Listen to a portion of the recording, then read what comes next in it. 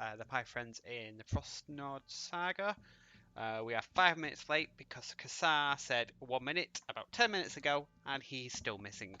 So we're going to continue without him. Session 41 is titled A City Called Askrby. And just to recap, Session 40 saw the group spend their night in a woods separated after their escape from the Kirkland Manor. The groups could hear people searching for them through the night, but they'd never seemed to get close enough to actually pick up their trail. They spent some time regrouping using Ulfar's magical message ability to agree a rendezvous point, and from there they travelled cross-country for 3 nights to make it their way to Askrby. The only thing of note really being that Kassar saw somebody who he recognised from his days in the military, and the person he recognised is known as Frostnyrrd, and he is quote unquote the Empire's greatest bounty hunter. Now he was also heading in the direction of Askrby. For what reason the group don't know, but not wanting to try their luck, they hung well back and let him pass. After arriving at the city, the group were quite fortunate in that a festival was going on, and the guards had quite a lot of people visiting who just wanted to see the festival and were sort of just waving people through. The only person who seemed to cause any interest amongst the guards was Duvar, who was stopped and had to turn over all of his weapons before he was allowed to enter the city. They didn't take his quarterstaff, as it just looked like a gnarly old stick to the guards. But Duvar, to the surprise of everybody, handed over darts and a veritable arsenal which he'd been carrying around for him for God knows how long, including like several long swords, chainmail, and a bunch of other random stuff he'd just picked up in some location in his past. After arriving in the city and checking the local markets, the group headed across to the Hammerworks and visited a number of shops trying to buy items, not really deciding to spend any cash, and that's where we ended. And that's where we'll pick up.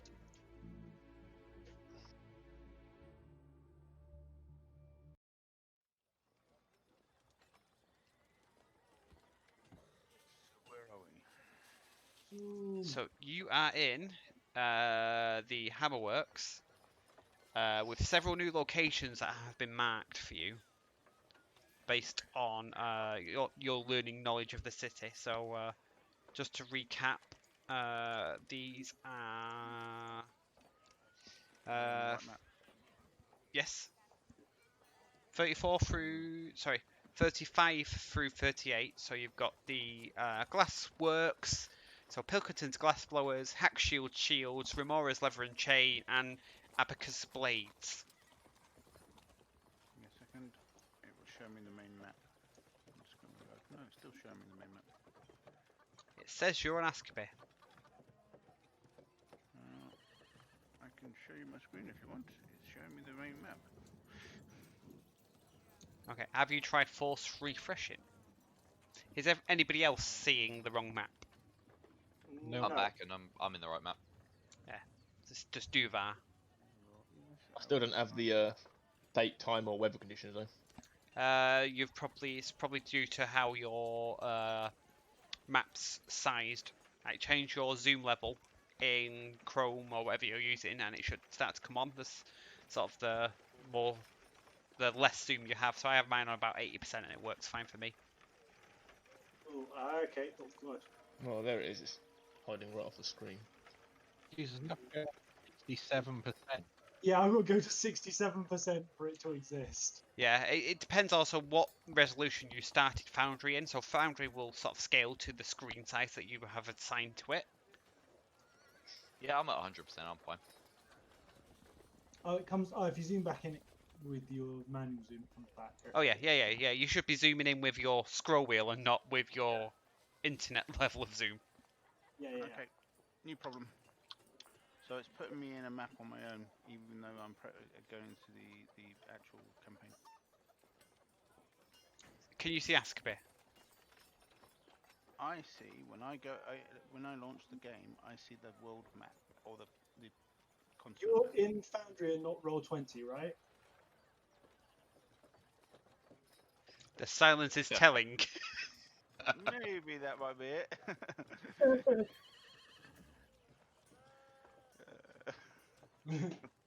The only reason I suspected that is that's what I did like earlier when I was setting up. I was like, this is alright. And I was like, oh, right. Yeah, now I've got to find it.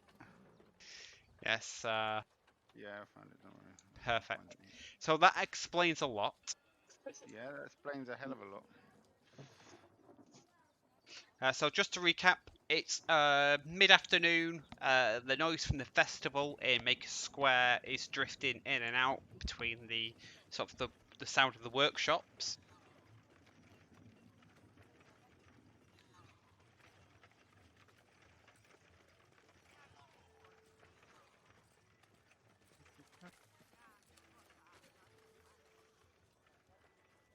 What do you want to do? Get into the right game. I want to buy some materials. Sorry, Kratel, that was I would like to buy some materials. okay. What in particular are you after? A couple of steel bars, an anvil, and some smithing tools. You're probably gonna want to find a smith then.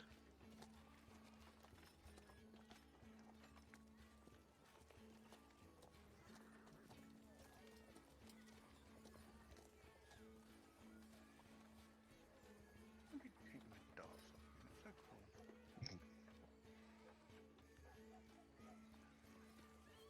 So cool. So, presuming if nobody else is saying anything, Kratel, you're just gonna sort of lead everybody to where you want. I want to sell some shizzle. Anyway, if I want to buy stuff. Sell. We come to the agreement that everything's too expensive. It's probably better for us better for us to attempt to make some shit ourselves. Yes, I should tell everybody on that anybody watching that during the last week I have spent about 12 hours coming up with like Ripping us off. not ripping you off, coming up with crafting tables, Ripping us off. which makes sense in terms of stuff that costs money, like you can sort of make yourself and stuff like that. So pretty much anything is craftable now with the right tools and money and time. The downside is that if you're not very good at it, it will ruin whatever you're trying to make. Definitely not ripping you off. Your game economy reminds me of Mountain Blade Bannerlord. Here you go, have some Demeller armor for 600,000 gold. You wait until you try and hire a ship.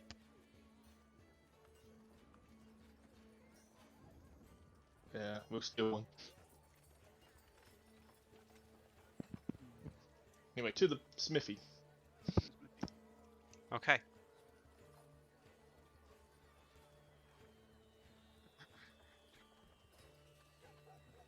Clark, how much stuff are you carrying on you at the moment? You want my D&D Beyond weight? Or Well, you open your character sheet and go inventory, it tells you at the bottom. There's a bar. oh yeah, oh fucking hell, so I need to zoom in again. I'm at 123 out of 285. You might have to carry the anvil. I'm at 151 of 225. Oh, you know what? Fuck it, I can't be asked to the time and date. I'm gonna zoom back in. What you want to carry? What? An anvil. An anvil. Carry an anvil around. Yes, we're making our own tools and weapons. So, how heavy is this anvil? What, do you know yet? Don't know yet. In game terms, but I know they're about £100 in normal. And how much? How heavy do I need to carry? How heavy is it? As in, how much can we carry? It depends on a lot of things. Okay. But I will say to Kratel, no, that's fine. If I have to carry the anvil, If you that won't be a bother. need me to carry it, I'm quite happy to. You can carry the rest of the materials. Yeah. Might ask someone to buy some stuff for me, some weapons for me, so I can and not give it to me. I'd say, is it wise? So you sure it's wise for you to be carrying anything? Well, They might think you've got a weapon. and anything that's not a weapon is supposedly fine, isn't it? Don't know. If you start walking out the city gates with weapons, there will be. Well, I'm not working out with weapons. You guys are.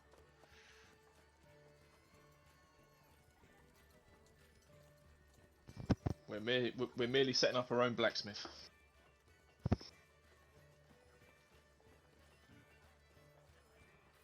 Yeah, so there's a couple of things that you'll figure you'll need if you want to set up your own sort of smithy.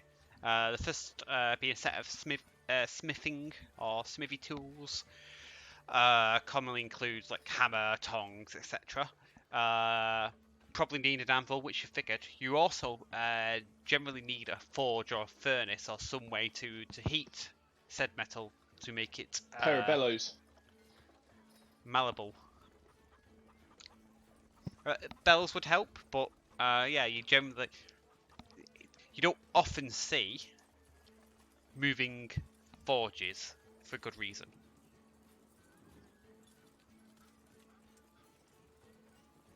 So anyway, you can find like one of these buildings appears to be a smithy that makes all sorts of like just general trade goods.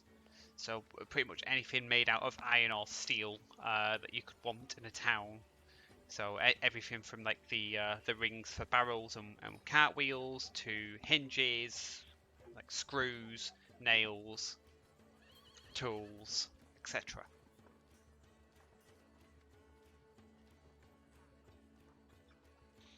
Well, let's head there. Be a good place as any to start. Yeah, so if you head in, you'll find a sort of a female dwarf in the shop, and her name is well, she'll introduce herself really, and she'll say, "Welcome, welcome, gentlemen. Welcome to my shop. I am Raquel, and how can I be of service?" Good day to you. We're just looking to see if we can get some supplies, really. Is there anything in particular you're after? Was wondering if you had, like, an anvil, some blacksmithing tools, and some raw materials at all? Some steel stock. I have an anvil, and she'll gesture at the anvil in the centre of her workshop. She'll say that I certainly can make some tools if that's what you require, and raw materials I can help you with. Although you might be better trying to purchase like bars at the marketplace rather than here. We tend to just keep what we need for our own use. Okay, thanks for the advice. How long would it take you to make a set of tools? Or do you know anywhere around here that might sell some? She will say that most smiths tend to guard their tools jealously. But, I could certainly make you a. She says, I reckon I could have them done in 2 days. Sorry, 2 days, 4 days.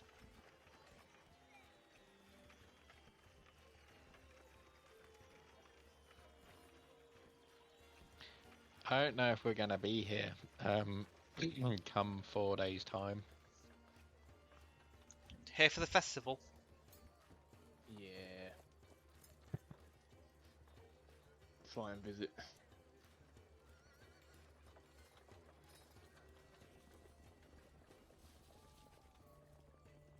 Says, well, if you change your mind, you know where my store is. I'll turn to Patel and say, should we take the, certainly take the anvil anyway?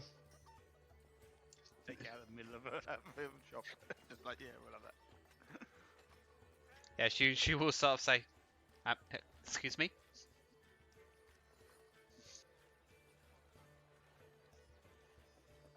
The anvil, my friend, they think you're selling it. She sort of like looks at you and then looks at the anvil and then looks back at you. So, oh no, sorry. I have an anvil, but it's not for sale. Oh. Anywhere we can buy an anvil? Is there anyone here that'd be willing to sell an anvil? You could have one forged for you, but don't know. And she'll sort of look over you all and says that they're quite heavy, and if you're looking to set up shop here, well, the Smithers Guild is well, let's say they don't like non-members, and we'll put it like that.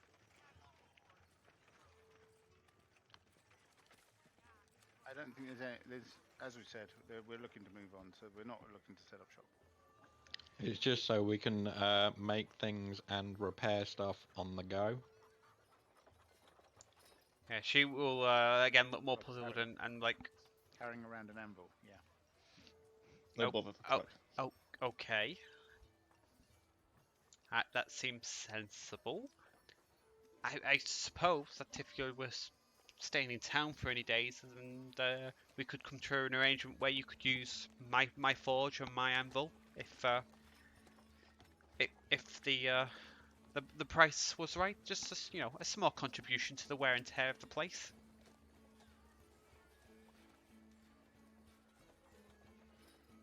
Well, if we do happen to be sticking around for a couple of days, then we'll definitely take you up on the offer.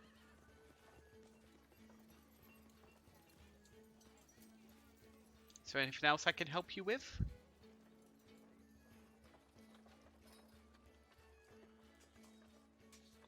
Well, you've definitely helped us out with letting us know where we can go get raw materials and everything, but unfortunately, if we're not going to be sticking around, then there's no point us commissioning anything. However, if we are, then obviously, then we will come back and ask you to make the tools for us.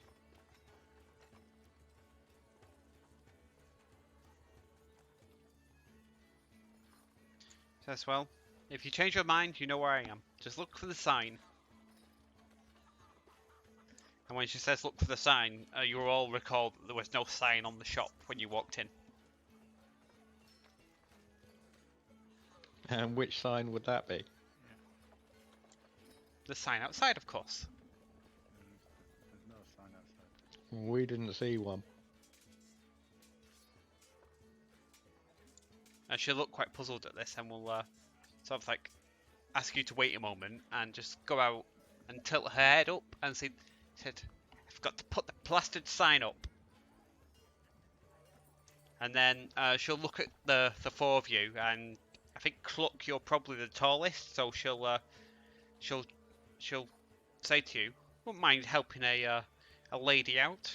There's a couple of gold coins in it for you.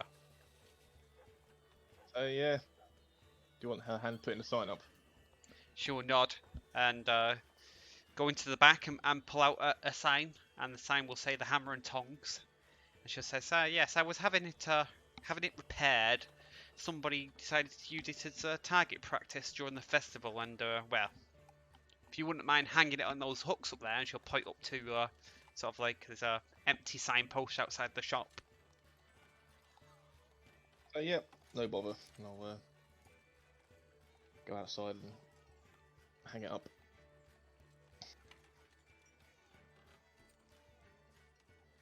And once you're done, she will give you 2 gold coins. Thank you very much. Thank you for your assistance, and you've saved her a lot of effort trying to get the ladder up. No problem at all. Glad to help. So when you all sort of leave the shop, you'll notice that Ulfar's not with you anymore. Woo.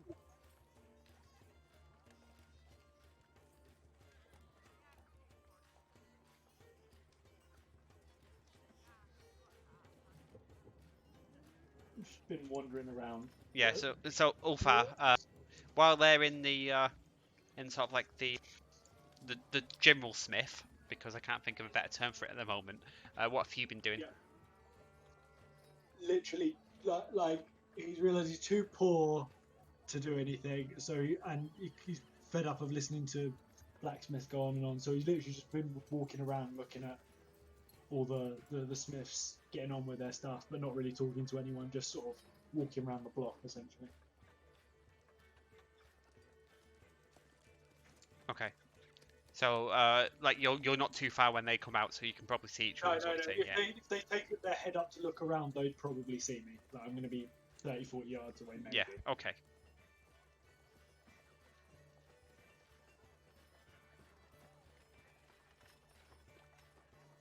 Okay. What do you guys want to do?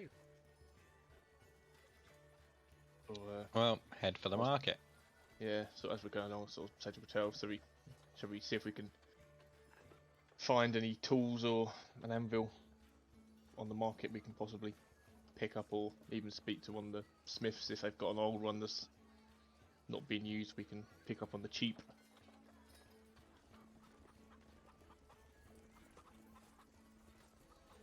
Yeah, it's worth a look.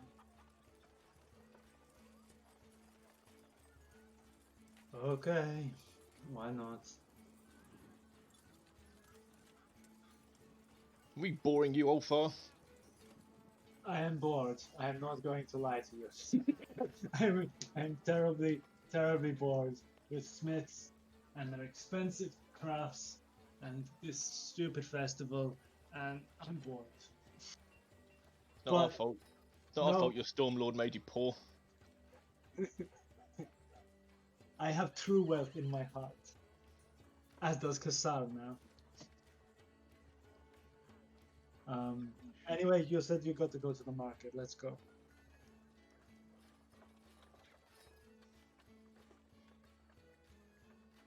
Okay. So you can cut across Maker's Square where the Maker's Festival continues, and again there's just like a stream of people walking up to the stage with more and more harebrained crafts and experiments. It seems to be none of them have any particular uses. Where the market is? Yes, you've been to the market previously when you first New arrived. market. Or the old market. Uh, The new market is yeah. the one that we know about. yeah, the new market is the area, but it's like the people will say the market. Okay.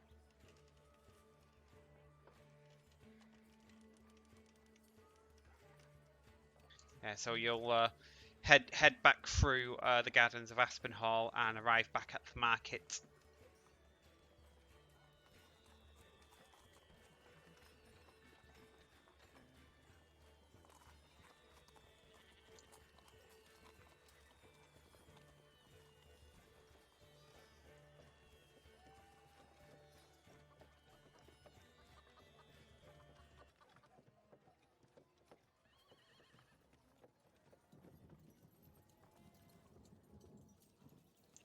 Okay. So from your earlier sort of trip around the market, you weren't particularly looking out for somebody selling like raw materials, but it's not too long before you will find a store that seems to be selling all manner of trade goods in bulk.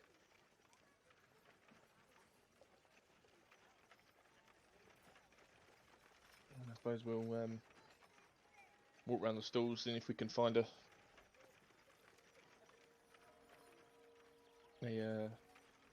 raw materials supplier or stock, we can buy some steel stock. Or I suppose you're looking for anybody that sells tools as well. Well, yeah, tools and an anvil. Yeah, if anyone knows of where we can find a used anvil. Yeah. So as you're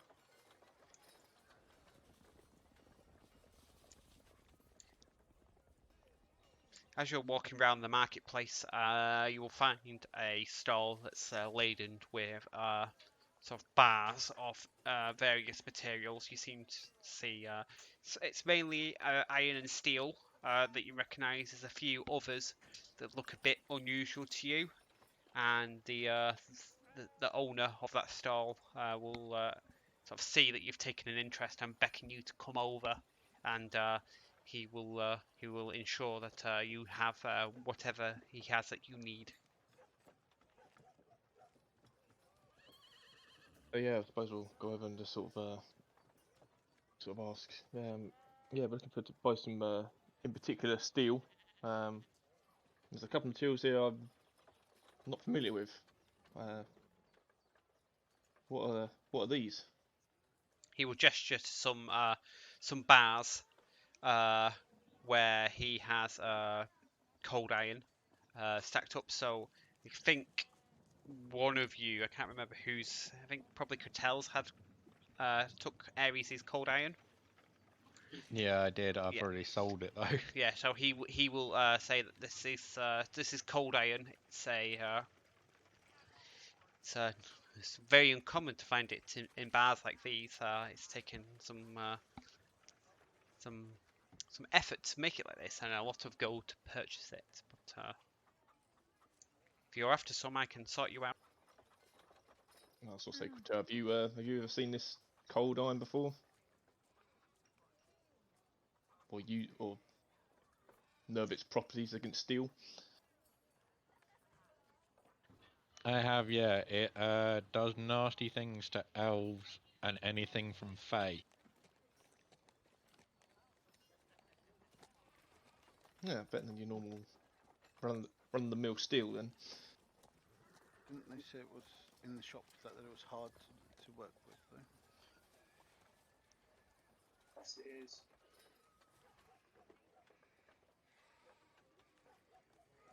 It's good against fiend and undead as well, just as a purpose matter of course. If do you say that out loud? So I do that. Yeah, he will say yes. That takes a skilled smith to do wonders with it, but it does have some magical properties, especially against creatures you wouldn't want to get too close to. It's a repellent, if you like, for anything fiend or undead. Some say it also works against Fae, but I can't say I've ever met a Fae, so. How much are you charging by the bar? For the cold iron, 100 gold. And for steel? 100 gold. If you're after something a bit cheaper, the iron's quite cheap. It's pig iron, mind you, but I'm sure you can come up with some use for it. What do you think, Tel? Should we go with the cold iron? Or go for something cheaper? Well, for me, I would more likely go for the steel. I don't need help against undead and fiend.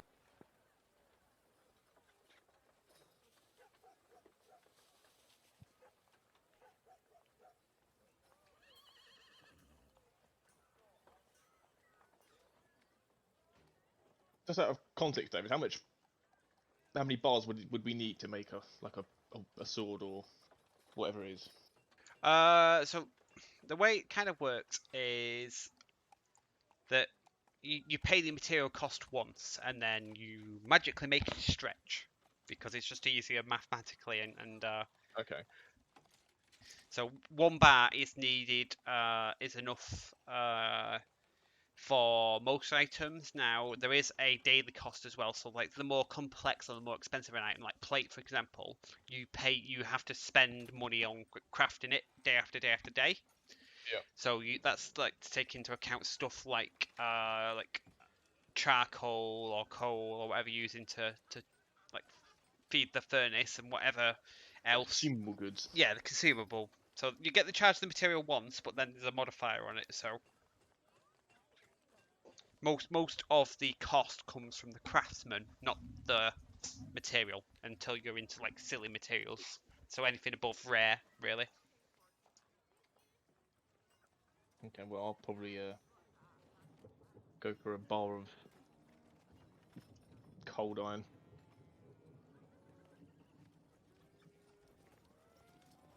Says, Yeah. just the one, sir. Certainly for me. Not sure about the others. I'll buy a bar of steel.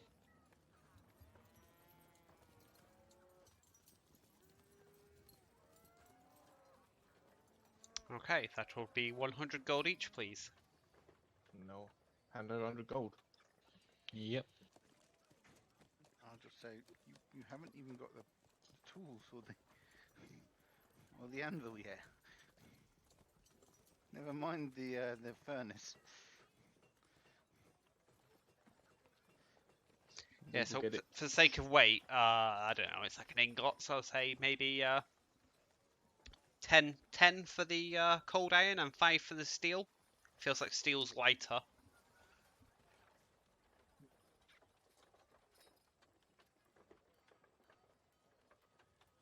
So after we've sort of paid up, we just sort of asked, do you know of anywhere where we'll be able to get some smithing, or anyone that's selling us smithing tools, or any blacksmith in town that might have an old set that they're not using, as Yes, well as an old anvil also. Says most smiths, when they're done with their tools, tend to pass them on to an apprentice. You might be able to find somebody who's given up or decided to retire and doesn't intend to hand over to somebody. But, I'm not aware of anybody selling anything. As for an anvil, they're quite difficult to come by, quite difficult to make as well. You probably have better luck in the hammerworks, but I wouldn't hold my breath. Okay, thank you for the iron and the steel, and thanks for the info.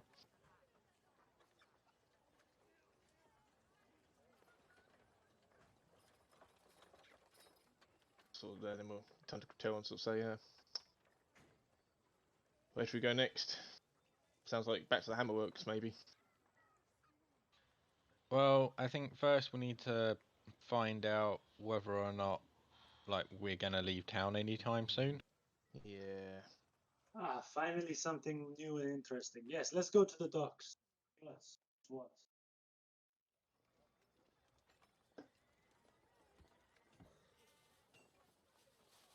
Okay, which way to the docks? Yeah, so Ulfar will remember from his time. Oh, cool. Follow me. We're all just sort of standing looking at Ulfar.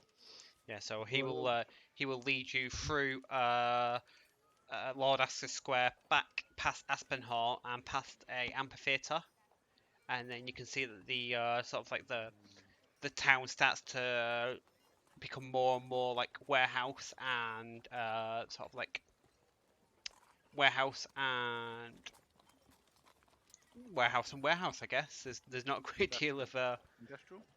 no, it's not even. It's just like storage. It seems to be like where it's everything in this district seems to be either devoted to the storage of things or to the repair of ships or carts and stuff. It would be like shipping containers. Where's the fish market? There is no fish market What? How can there be no fish market? because most of the fish is imported from other villages. Ugh. Sounds very, very. Would there be an obvious, Very, very wrong. harbour master, like building? You know, someone who would know all the ships going in and out, the sort of person who covers logistics. Someone that I might potentially have had to have talked to on the way in. So if you're looking for like grand buildings, the only one that seems to sort of stand out to you is one that you pass, and it's on your right, and that is sort of like 26.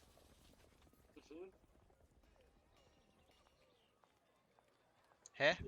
And so there is a 30-foot crest that hangs over the gate of that compound. There is also soldiers or guards, sort of like manning like guard houses either side of the gate, which is open.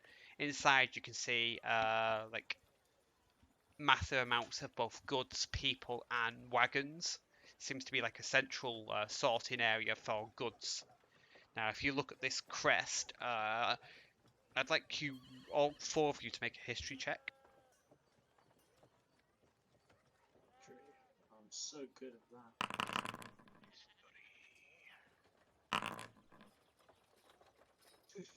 Oh, Oh, didn't see that. Okay, so Cretel, you will recall that the crest was also seen on a warehouse in Caldecald, and you believe it belonged to the East Empire Company. Now, Duvar, you didn't venture into that part of the town, so you're not like it's familiar to you. You've seen it around a bit, but to you, it could just be some sort of like symbol or like badge of authority or something.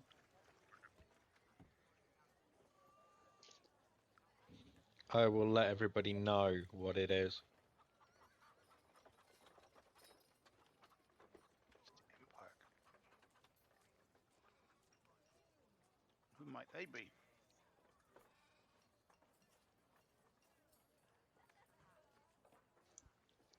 So Cretel, well, probably just Cretel, based on Ulfar's history check. So Cretel, you've heard of them. They seem to be a large private trading company that have a near monopoly on most trade goods in the Empire's lands, and they have a private army that would sort of give the Empire cause for concern if they were to say rebel.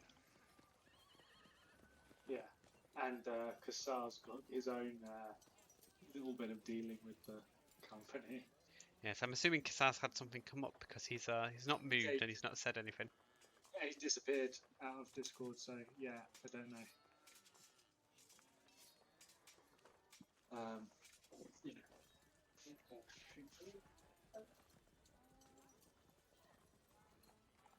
Yeah, so while you stood in the street outside, you'll see like a number of carts come and go now. Most of what appears to be coming from like the busiest area of the docks tend to be going straight into this set of warehouses, but others will go into sort of the warehouses to your south and the ones along the sort of like the seafront. David, in terms of the ships on the dock, how is there a great deal of options in terms of like vessels that would be large enough to take us the sort of journey we're looking to take, or not? Like if there's a couple.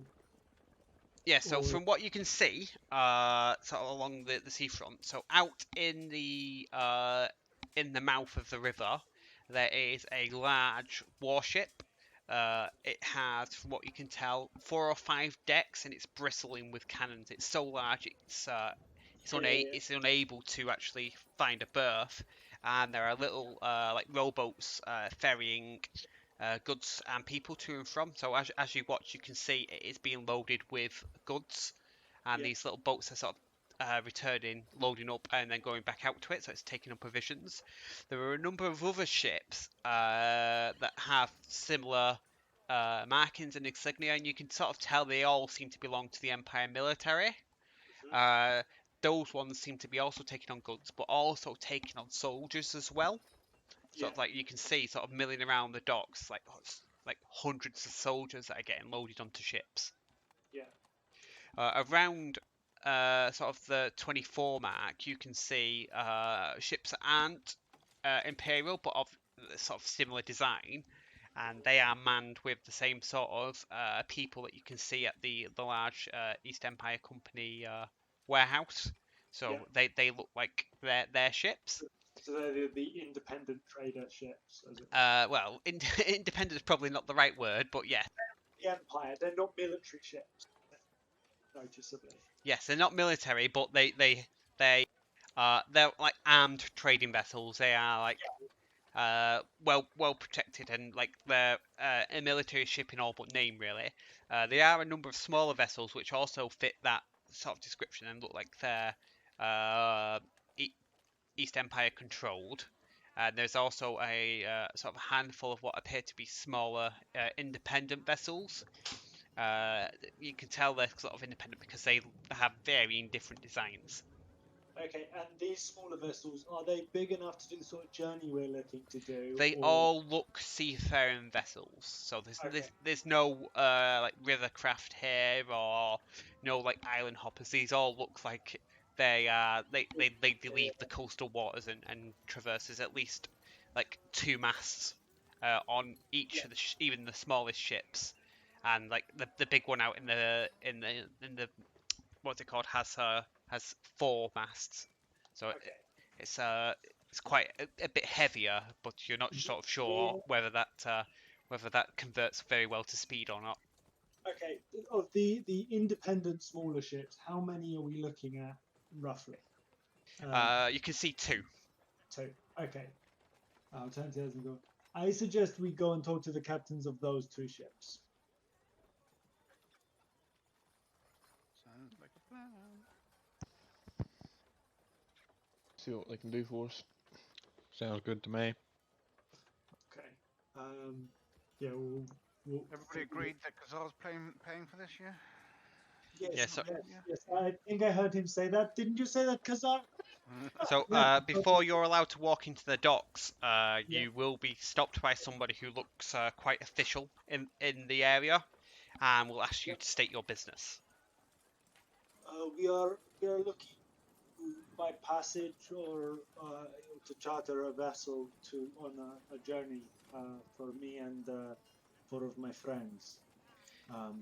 We were hoping to speak to some ship captains and see what sort of deal or bargain can be made. He will say to you that I'm afraid this area is currently restricted, and you're unable to sort of proceed any further unless you're with a ship. He suggests that if you're looking for a captain, you might find one in one of the local taverns, but for the next 2 days, the docks will be off limits until that time. Okay. Is there any movement on this whatsoever? Like we are in a bit of a hurry. Could we not pay a dock fee or something to be allowed to? He will shake his head and says, and sort of like gesture over his shoulder to one of the crowd of Empire soldiers and says, like, I'm sorry, I've just got to enforce the rules here. Okay. Says 2 days or, find work on a ship. I understand. If we were looking for a ship's captain, perhaps one of those 2 vessels, the smaller vessels over to you, behind you on your left. Do you have a suggestion as where we might find said captains of vessels? He says, I'll save you the bother. One of those doesn't take passengers. There's just simply no room. The other one you might find in the Knotted Kraken. That's over in the Warrens. It's a sort of place that you might want to watch your step. Let's put it that way. But you're looking for a man who goes by the name of Seal Clubber. Lovely name. Kraken. What was the captain's name again? Sorry. Seal Clubber. Seal Clubber. Absolutely wonderful name. He says, otherwise, in 2 days' time, once the Dauntless and her escorts have put to sea, then I'm sure that there'll be many more ships available. There's just no room for them at the moment. I understand. Okay. But that seems to be that, gentlemen. At the very least, we have 2 days. Oh, yeah, 2 days to wait, or we go tavern hopping, looking for a captain. What do Well, you- at least at the very least we could maybe take up. I can't remember her name now, but her offer on the use of her anvil and tools. If we're going to be here for a couple of days. You found yourself a benefactor. Fair enough. Yes, I suppose we can wait out the 2 days while you hit metal with hammers. Not saying we have to. I'll just say that's putting it out there. Yeah. Well, it's an option if we can't find passage beforehand. Yeah. My initial interest in the two vessels that I pointed out is waned somewhat since learning that one of those ships is full and the other seems less than reputable. Well, maybe we could have a quick scan around the taverns and see if we Yes. can find anyone, Um, any captains. yes. Again, and if one's full and the other one's not very reputable, I'm not holding my breath.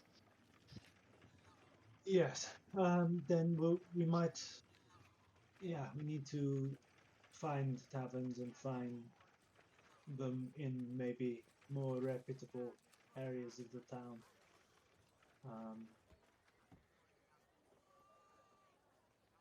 Mm, Well, it might be an idea to go and have a check out of the knotted kraken.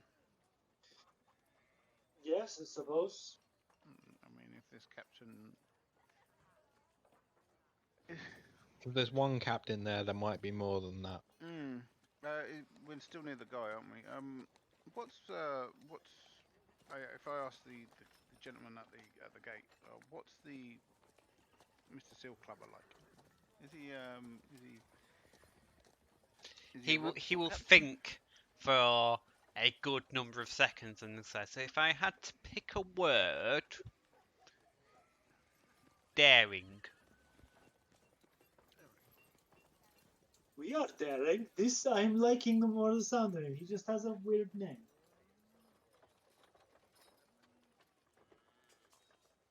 Okay. Okay, then to the knotted kraken, my boys. He will say one final thing before you go. He says, word of warning, watch your step, watch your coin purse, and the Warrens are a law unto themselves. There is no law there, so be careful. I understand. The knotted kraken, whereabouts within the Warrens would we find it? It's a maze. You just have to hope you run into it. Okay.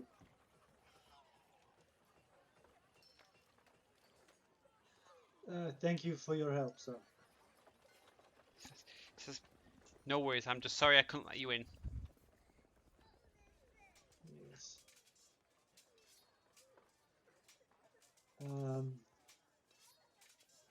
Yeah, so you can see sort of like at the end of the row you're on, sort of like the formalized city ends and it becomes a quagmire of houses, waterways, and shacks. Now, from what you can see from the outside, it is a very run-down area. It's rivers of effluent that flow out into the river. Yeah. And you will see that there's not many people coming or going out of the district. There's like people walking past, and there's people in it who are staying in it, but there doesn't seem to be people crossing from one to the other. Yeah.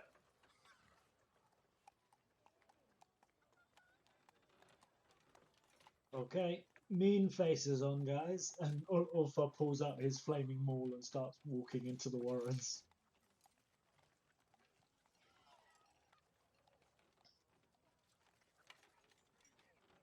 Right, I'll follow.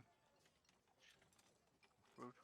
Yeah, Ulfa's going to attempt to sort of walk around the edge of the Warren, like within it, but like do a circle and see if he can, without entering the sort of center that seems like the most mazy part. Just make a survival check. Okay, I don't mind. The survival is right. Also just offer.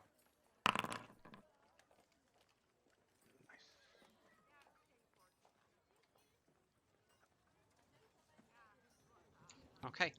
You are able to hold your bearings. While Ulfa's leading you through the Warrens, I'd like everybody else to make a perception check, and Ulfa, you're going to be like focused entirely on trying to not get lost in this quagmire. Okay. Okay, so Kretel, you will sort of like see people sort of like not looking at you, but once you pass, you can feel like the eyes of people have sort of turned to follow you, as in like the four of you very much look like outsiders here, and it's causing you're not passing without notice. It's probably the best way to put it. Yeah. I wonder why. I can't pass anywhere without notice anyway. Yeah, you and me both. Yeah, Yeah. you are probably the four most standout people that have ever been here. Yeah. Yeah, literally, Kassar is the only person that isn't a particular, that's if he's not wearing his Darth Vader helmet. Like, Mm. And he's not even up here. He's still down at the bottom. He's now lost. lost to time. Yeah, do I... Yeah, You know, Kassar's going from shop to shop haggling about things, and Trying to get magic arrows. Yeah. trying to get arrows, lenses, like anything that he considers useful. Yeah, do we, in my circumnavigation of the Warrens, do we come across this knotted kraken? So when you're sort of like halfway through, you sort of like start to cross a bridge, and you'll notice that 3 or 4 sort of like hooded figures will bar the entrance in front of you, and you'll notice 3 or 4 sort of like closing in behind you. Now there's no visible weapons, but these people look like they look like thugs. It's quite clear what they're planning to do. And as you sort of like see them and they cross your way, they will say that there's a toll to pass. Not for me, there isn't.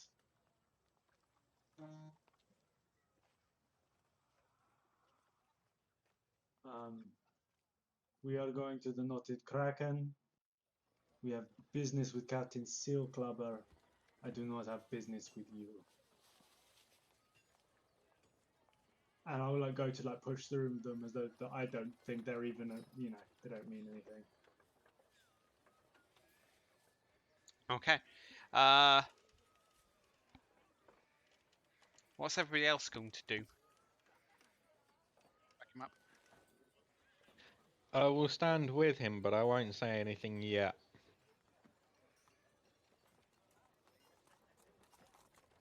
Yeah, just stand with him, back him up, but just sort of. Do you want an intimidation check?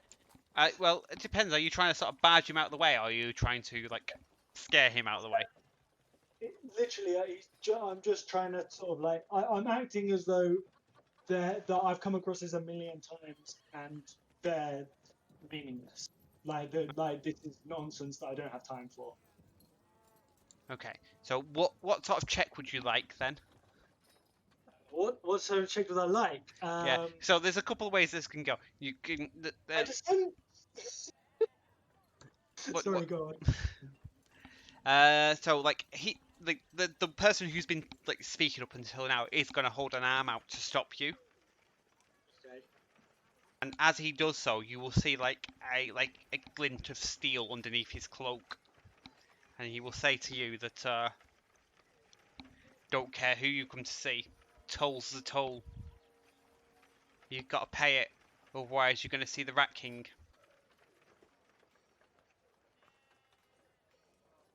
I think I mean the Rat King. I will just double check.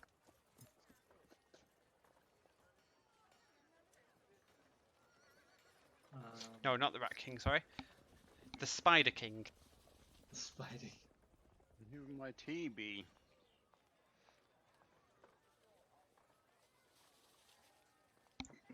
He's the Spider King. He runs this town.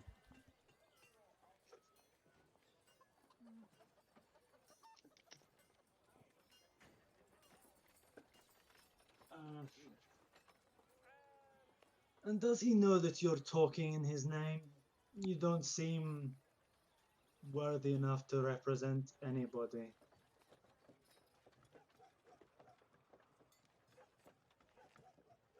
Oh, he knows. He knows everything that's going on here. Now, you're going to pay the toll, or you're going to go back the way you came? What is this imaginary toll that you come up with?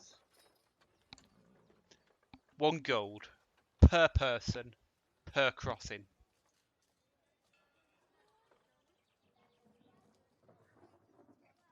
And that you're sort of like in this area. Okay.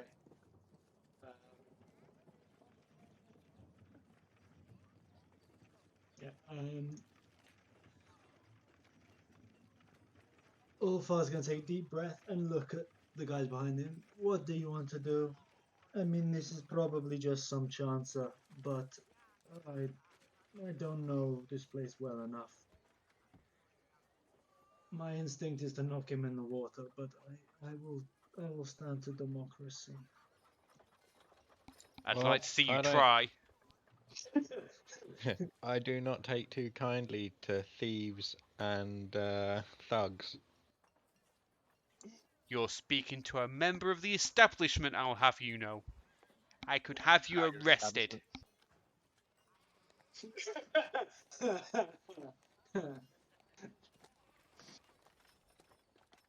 um, Guard or a police officer then? Ulfar puts his maul like onto his shoulder. Does the guy flinch at all as he does that? He does not. Okay. I suggest we just, I don't know, play the guy and then let's move on. Pay some crook. Pay a chancer. Yeah, no, my thought is that it's more than possible that you pay once in this place, you'll be paying on every corner to every fucking moron. And like pointedly looks at this guy. No, actually, on second thoughts, Cluxless is just going to spread his wings and fly over the bridge. Shit. Sort of like, they'll look up and go, "Oi, you can't do that! Come back down here!" I'm like, yeah, screw you. I'm just flying over. It seems like he can do that.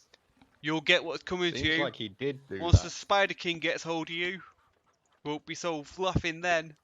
He'll clip your wings, he will. Won't be clipping down to my wings.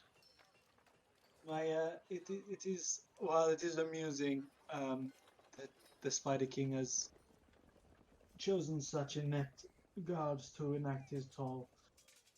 Oh, I don't know what to do.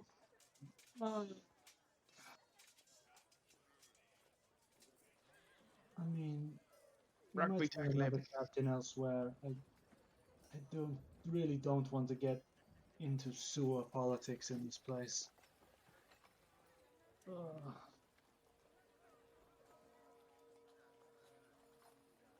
He's going to say to you, "Well, if you don't want to come in, that's fine. But I suggest you leave now before me and the boys have to show you out." Ha ha ha! Okay, let's get one thing straight. You and your boys can't do shit. But we will decide one way or the other between us. What do you want to do, guys? He will speak to one of the guys stood next to him, who will go running off, like further into the maze. Maybe we should go and pick up Kazal. Maybe he'll have a That is a good point. he may know the Spider King. Or he might, yes, he might have a better. Why not? Well, yeah, we don't even know this much about this captain. It's not worth starting a war over. At least not this time of day. Okay, let's make our way back out. Cluck, fly back over. Good luck I'll with your fly back over. tall boy. And land back over at the docking square. Yeah, Dock and we'll run. make our way back out the way we've come. Yeah, so the people who have filed in behind you will sort of like stand aside just enough to let you through. Yeah. And I'm going to be specially aware of potential pickpockets as we walk past them. that's Okay. And as you're walking, you'll sort of hear some like mumbling or murmuring from behind you, but it's quite difficult to tell what anything is.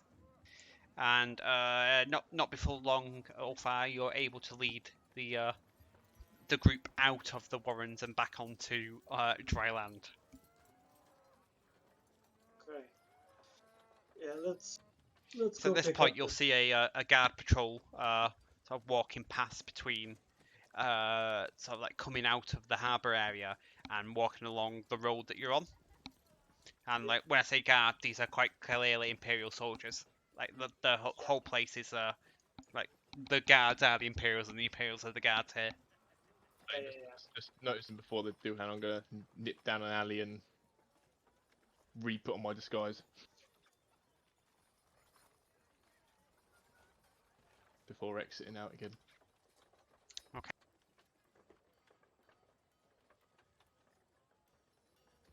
Yeah, actually, that's a good point. You just flew over as a nurse. No, if you would have taken any action, it would have broke his disguise.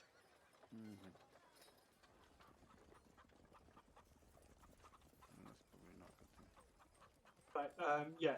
I will, So I we'll suppose- pick back up with Kassar, who's in a number of shops trying to find the items that he so desperately needs. Items for those. Whatever Kassar needed that kept him away from the rest of the group as they went and tried to buy an anvil. I think the only other thing that I haven't already looked for that I might look for, given some of the changes, would be like would I need a skinning knife, or would would it be as part of a leather worker's set or something like It would that? be part of a leather worker set, I believe. I would just double check for you.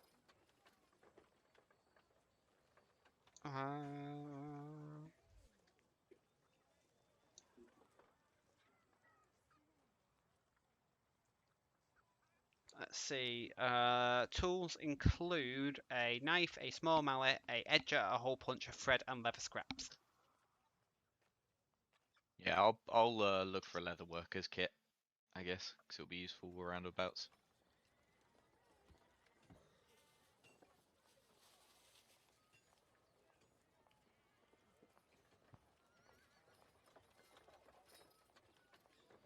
Okay, so you will find a shop that's sort of got a sign hanging outside that says the Hammer and Tongs, and the dwarf inside seems to be sort of a purveyor of all things sort of like tool-like and useful.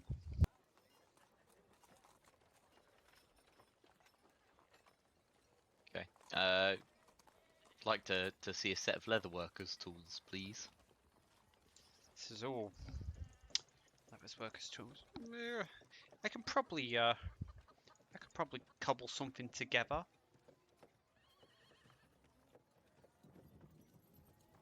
So you don't usually sell them then? No, most things are made ready to order. If you can leave me, if you come back tomorrow, I could have such a kit ready for you. Yeah, it shouldn't be a problem. I don't suppose you've got any armor better than what I'm wearing. I'll sort of point to the studded leather armor I've got on. I'm afraid I don't make armor. You could try one of the other stalls. I'm sure Remora sells leather armor. All right, no problem. Yeah, if you could put that together, I'll be back here tomorrow. That's fine. It'll cost you a gold today, and then 4 gold when you pick it up. It'll be ready Alright, on no the problem. morrow. And your name is Tossing over a gold piece. Name is Kassar. Charmed Raquel. Good to meet you, Raquel. Says, and I'll see you back at this time tomorrow, Kassar. Yeah, no problem. Just hold it for me, and I'll pick it up.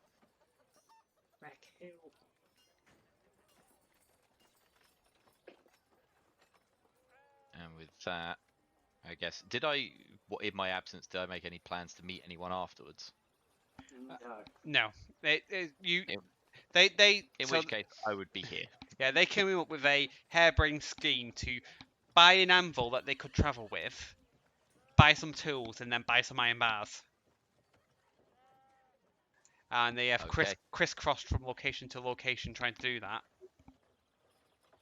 Okay, in that case, I remember agreeing that we'd all meet back at the market square after shopping, so I'm gonna Maker's Square, sorry. So I'm gonna stand at Maker's Square. That's worrying. Don't worry about me. I always worry about you, David. Yeah, I'm more worried when Twitch rolls it. the chat is rolling it apparently. Yeah. Sorry, that's because I've got like multiple screens up with the same thing, and it's hard to remember which one I'm in. It's a bit worrying that chat can affect the game. I'm glad there's hardly anyone in chat. Well, that could be amusing. Concerns me, whatever that was had a +5. Yeah, there's that as well. Yeah. So I figure it was suspicious. the guy. I figure it was the guy cobbling together my tools, and he's just buggered it. That's a good point. That makes sense.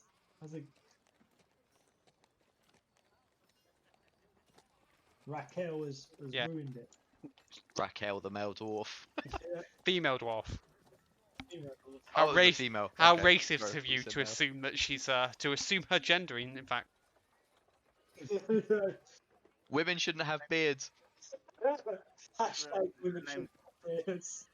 Raquel as well. yeah. Alright, so yeah, ROQ I'll go to Maker's Square. KEL. Makes me think of Only Fools and Horses. Yeah, that's what I was thinking as well. Yeah. So there is a what's it called still ongoing. Yeah, I agree with the guys to meet there, so I'll stand by the fountain and watch some of the adventures come on stage. Okay.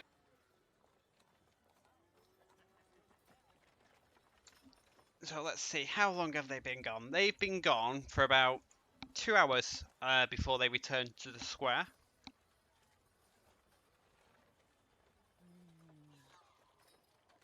And the festival is just about to wind down. You sort of like watch them present the sort of like the two runners up, and they seem to be ready to award the grand prize. And as you're watching, and as everybody else arrives in the square at the same time, you'll see that the prize actually goes to a gnome who has invented a cape that allows you to fly short distances, and he wins the sort of the festival, and he's proclaimed as Moradin's chosen one, and he's given a sort of a plaque to display in his workshop that will sort of presumably bring him customers over the next 12 months. I'm surprised they let a gnome win. I thought it'd be rigged against the humans. Yeah, so the one thing you will notice in the Hammerworks is it is a bit more cosmopolitan than the rest of the town. It seems like most of like anything that seems to be a craft is like racism only goes so far. When like if you need somebody to make something good and that person happens to be a dwarf or heaven forbid an elf, then so be it. So it's Yeah. like the NBA in the 60s. Like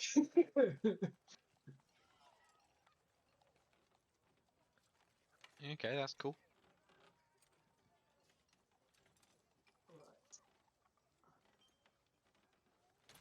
And once he's awarded, he will demonstrate again his invention, and he will like jump off the stage and glide close to the ground, but not actually touching it, like across the square until he lands upright about 50 feet away from where he was, and the crowd will like give him a generous round of applause for that.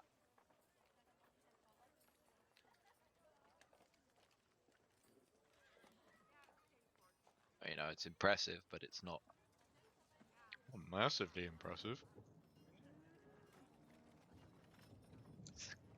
that lets him fly. It's pretty damn impressive. It's a feat of engineering, that. Hey, Ulfar jumped off a floating city with nothing but hope and a prayer and survived, so, like, it's not that impressive. Well, you didn't jump off a floating city. It was a floating library, and you were being carried by somebody. Well, no, I had a flying spell, I think, that Oh. failed, stopped working. Yeah, so you thought you had a chance. And then to save other people, I just jumped from safety because we were dragging Cluck down. Mm-hmm. But, right. Do we notice Kassar once we get into this? Yeah, so as the sort of like the square starts to thin out, as soon as the award's been made, and you can see somebody sort of moping in the corner of the square, just watching everything that's going on, and you're pretty sure it's Kassar even from a distance. He's not particularly trying to hide, but he's sort of standing there looking edgy. I'm just standing by the fountain thing. I'm not trying to be edgy. I haven't even got any form of disguise on, so you should be able to see me fine. No one can miss that burnt face anyway. Come on. Hello, Kassar. Have fun shopping. Nothing too exciting. Just picking up a couple of supplies. How about you? Some of the others picked up some other bits. The only thing you might want to know, we went looking at the docks for ships. The docks are off-bound to civilians during the festival. There are 2 seaworthy ships that are not connected to the Empire or the trading company. One of which is full. The other one has a captain that supposedly hangs out in the Warrens in an inn called the Knotted Kraken. We did go to the Warrens are not a very nice place, grimy, full of terrible, awful people. We were asked to pay some sort of toll. We couldn't be bothered to start a war with some sort of underground I just flew sewer. over.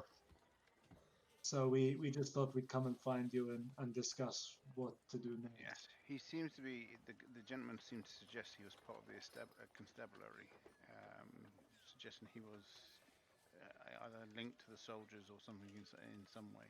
And he also mentioned a man called the Spider King. Well, he didn't say it was man. He said Yes, it's wrong to assume his gender. Yes, wasn't he the Spider was- Queen anyway. he was claiming connection to some sewer lord in the Warrens, and we decided rather than starting a war for no reason, we'd come and find you and decide what to do next. Would I recognise this, David, as the description of Webb? You would not. Okay. Now, apart Okay. from like, so from what you know of Webb, his men are often referred to as spiders, but it's the first time Mhm. you've heard mention of the Spider King. Okay. Now, you'll feel free to assume or not assume that that is the same person, but you don't know. Okay. Yeah, because his guys are called the Spiders and he's the Spider King. Go How's exotic. my intelligence feeling? It's I'll, fairly safe or something. Well, you say that, but both Kretel and Kassar both belong to a different organisation that calls themselves Brothers. So, like, it could just be the people in this part of the world aren't very imaginative. Yeah. And spiders are creepy, so yeah, no.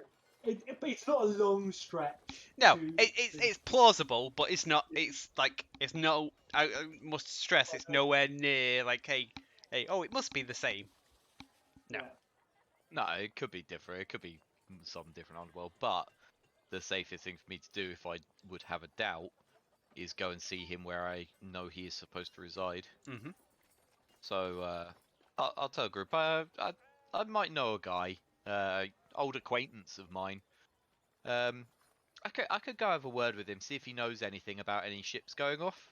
I'll have to pop off on my own though. He doesn't like new faces. He's a bit of a stickler for only people he knows. Just in case the particular captain that we were talking about was a gentleman by the name of Seal Clubber. Yes, Captain Seal Clubber. Captain Seal Clubber. Now you Is this the ship we want to get on? We don't know.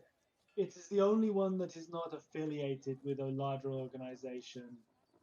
The gentleman guarding the docks said that the captain could be described as daring. He seemed our sort of man.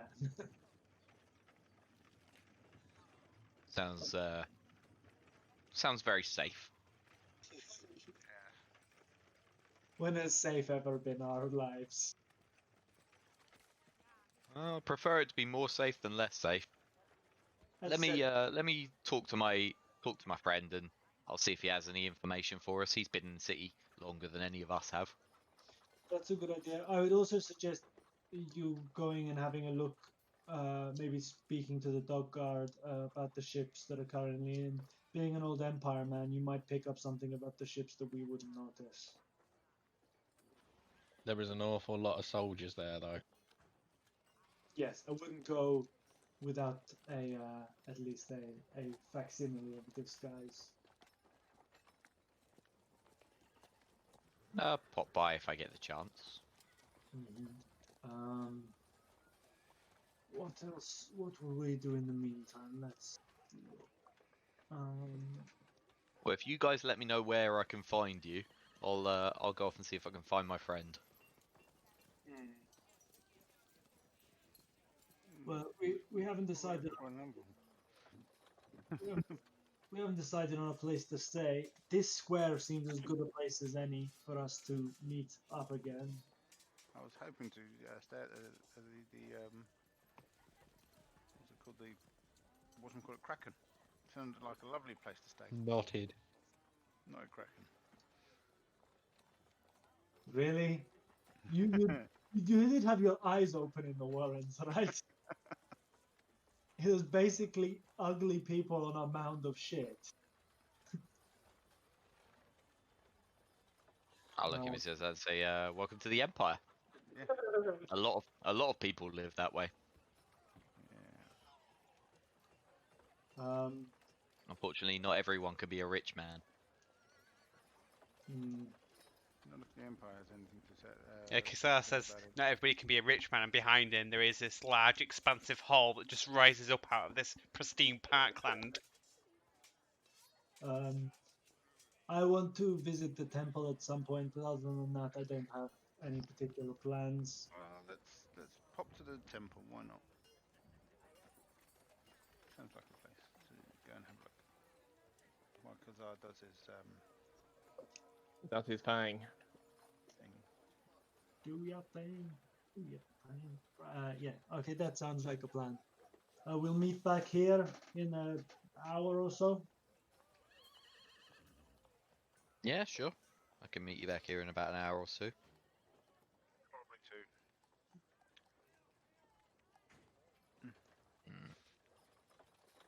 All right, and I'll head off up this way. Mm-hmm. And they will go off templing.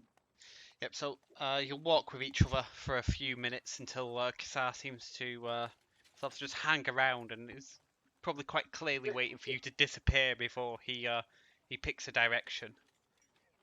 Yeah. And you'll make your way through the parklands, across Askrby Square, and end up in front of Temple Square. And Well, actually, I was staying here because this is pretty much where I expect him to be. yeah, I know, We but passed it. you weren't gonna go straight to it while they were walking past the weir. Yeah, you Oh no, I figured they cut off through Yeah. Aspinall. So yeah, so you sort of like give them a few minutes to make sure they're definitely gone, and then head that way. So yeah, so just to sort of so let's do Kassar first, I think. So Kassar, you will wait for your comrades to disappear, and then you'll head into the amphitheater. Now, it's this area's sort of like it's called Market, but there doesn't seem to be much in the way of a market here anymore. The amphitheater is the only thing that seems to be selling anything, and you'll as you approach, you'll see that there appears to be an auction. So on stage there are a number of men who appear to be they're shackled and they're being auctioned off to the highest bidder. Okay. So it's quite clearly If a I- slave auction. Yes. If I sort of head off to one of the sides, is there a way to get into the back or something like that, or someone to speak to? Yeah, so there's a few passageways that will sort of cut under the outer ring of the amphitheater where the sort of the seats are. Yeah. And as you walk round towards the north side, you will come across a passageway that has a rather mean-looking man guarding, or at least like standing by the door. And yeah, he doesn't look at all friendly. Do I notice he has any sort of handkerchief on him at all? Yes, he seems to have a yellow handkerchief that's sort of like just tucked out from the top of his tunic. So it's almost as if he's wearing it like a tie. Okay, I'll walk up to him and in Eve cant say to him, "Good afternoon. I'm one of the rats," and I'll sort of cross my arm over and show him mine. Now, just bear in 2 seconds. Is it an actual spoken language? I thought so. I thought it was a written language, like hobo code. What thieves can are you talking about? Yeah. It's a secret mix of dialect, jargon, and code that allows you to Yeah. hide messages in seemingly normal conversation. Perfect. Okay, that's fine. Yeah, sorry, I had it in my head as a hobo language. As It in, does say it takes 4 times longer to convey such a message than it does to speak the idea plainly. So, in a sense, I'm there. I'm just like, "Good afternoon. What a wonderful day it is. Say, the rats around here are blah blah." And essentially make something up, but say what I said. Yeah. Historically, thieves' cant has been mostly gestures. Like it's almost like a sign language that's made up of like everyday gestures, but when put next to each other, they wouldn't necessarily pick up that that's what you would do. Okay. So he will sort of like look you over, Kassar, and then sort of like open the door. I'll step inside. And once I step inside, what do I see? So it's a rather dungy looking area. There's a set of stairs that lead down, and it appears that it's like some sort, almost like catacomb, built underneath the amphitheater. Okay, I'll head down the stairs if I see nothing else. Yeah. So as you head down, you'll appear in a room that has a couple of sort of desks, like a couple of tables and chairs, and there's a few similar looking people sat around, keeping to sort of the dim light that is in the room. At the far end, there is another door that is shut, and as you come down, sort of like the people on the tables will sort of like glance over at you, and then sort of like not reacting to you, and then sort of like returning back to whatever they were doing. Okay, is there sort of like a, I don't know what like a doorman or like a guy who's looking after the place? There doesn't seem to be anybody who's not doing something on one of these tables. So there's carving fucking wood, playing cards, drinking. I'll walk over to one of the tables and say, "Good afternoon, brother. I'm looking for Webb. Do you know where I might find?" Who's asking? My name's Kassar. I'm one of the rats. I'm one of Crawford's men, just up from Askrby for a short period. One of Crawford's lot, eh? Heard he got into some trouble back in Cowderkeld. Yes, Cowderkeld's been full of trouble. It's actually why I've left myself, just to come up here for a short while. You been a rat long?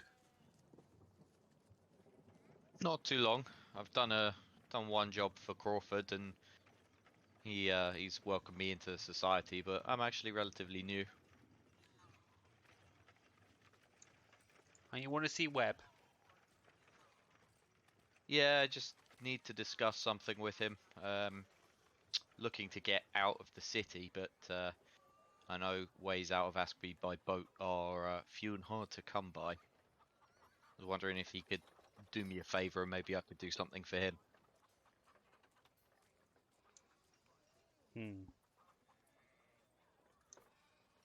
Okay. He'll get up from his table, walk across the door, and I'd like you to make a perception check. Okay. Crit fail. Okay, so he knocks on the door, and a slit is opened that was previously hidden. And he'll say, "Someone's here to see Webb. Says he's with the rats." And then he'll sort of gesture over his shoulder to you. And the slit will shut, and you'll hear several bars being removed from the door, and it'll swing open towards you. And you'll see somebody stood in a darkened corridor with a torch in his hand that's come out of a nearby sconce, and he'll say, "What's your name?" Name's Kassar. "And you're a rat." Yes. And I'll show him the handkerchief tied around my arm. He'll say, "What's your rank?" Do you remember it? I can very quickly. I'm an initiate.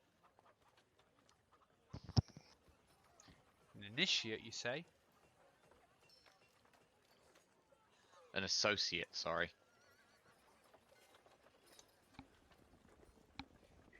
"Who's your senior?"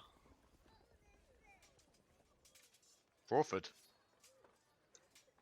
"Well, that ain't proper. That's not how we do things here in Askrby." Alright, Well, I follow only me. met with him a few times, but he unfortunately didn't introduce me to anyone else. Yeah, follow me. And he'll sort of gesture for you to come through the door. And as you do, he will slam it shut and re-bolt it. And you can see from this side there is a heavy iron bar across it and several bolts that fasten it. Like this one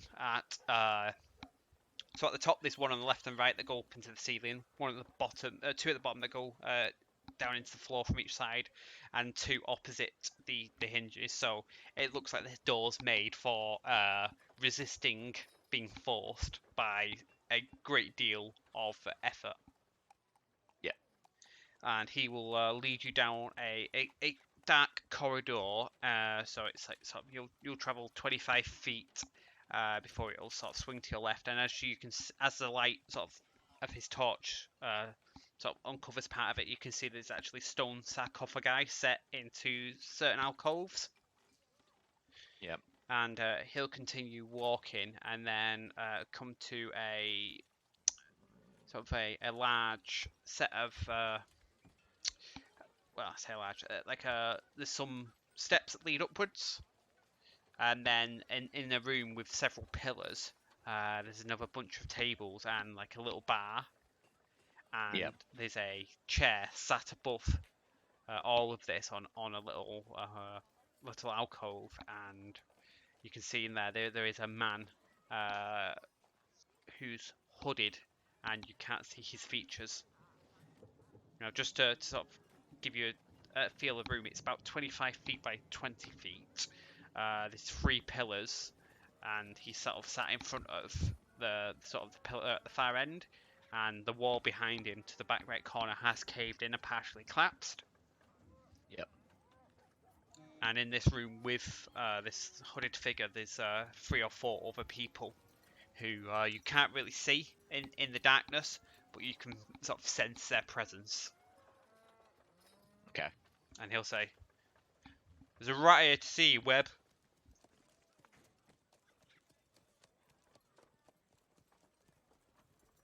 And he'll sort of like point at you with his torch.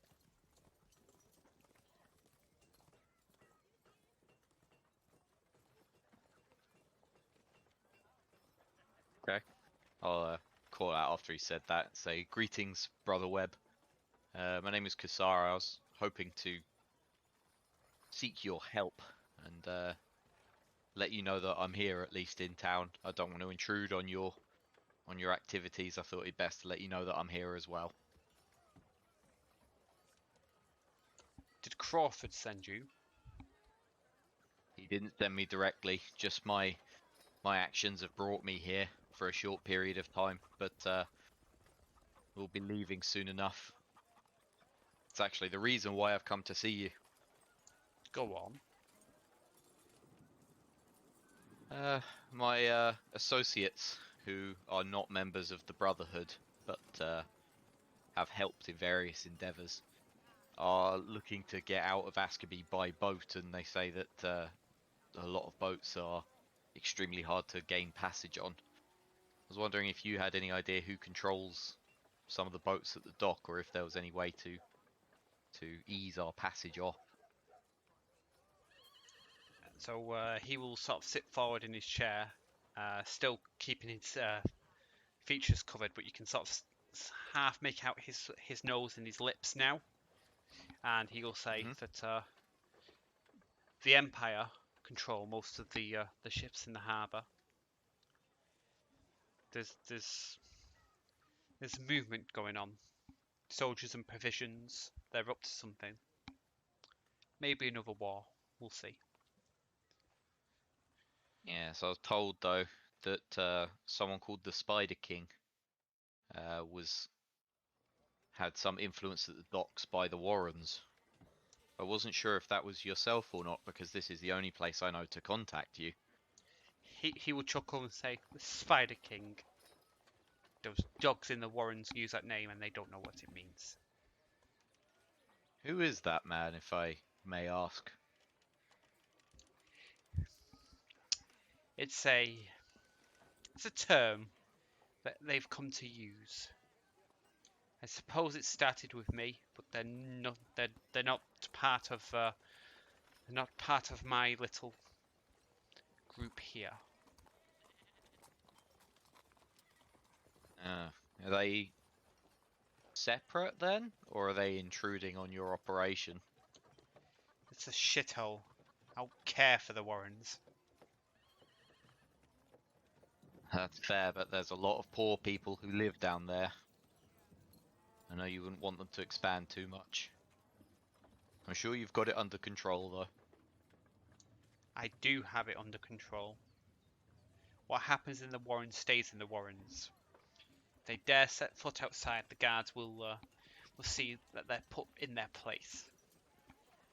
And I don't even have to get involved.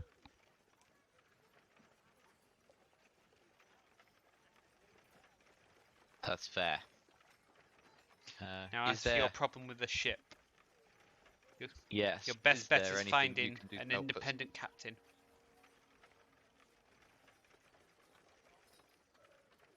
Right. Do we have anyone from the organisation working down at the docks who might introduce me? No, nobody that would serve you well. No. We have a few people who keep eye on anything high value coming through. But, no contacts that you can use. Okay. And only one other question. and this is, feel free not to answer it if you don't want to, but do you know of Kirkland's residence within the city and where it is? I do. Why? Crawford wanted him dead and asked me if I might try There's a to murmur have that arranged. as you say that before Webb will look around and he'll just give daggers to the corners of the room with his eyes, and it will go quiet again. Crawford sent you after Kirkland. He said if I saw an opportunity to take it, but he's not sent me directly on a mission, no. He just said if I happened to be in the same place at the same time. Kirkland made threats against the rats back in damn, forgotten the name of the town. Killed. Back in Caldecald, thank you. And he sent you after him. Crawford's lost his mind. Crawford's a good man. I think he's had some trouble lately. I take it you haven't put any plans into action. Do you even know who this man is? I have not attempted to kill him just yet, no. I suggest you don't. This man is dangerous.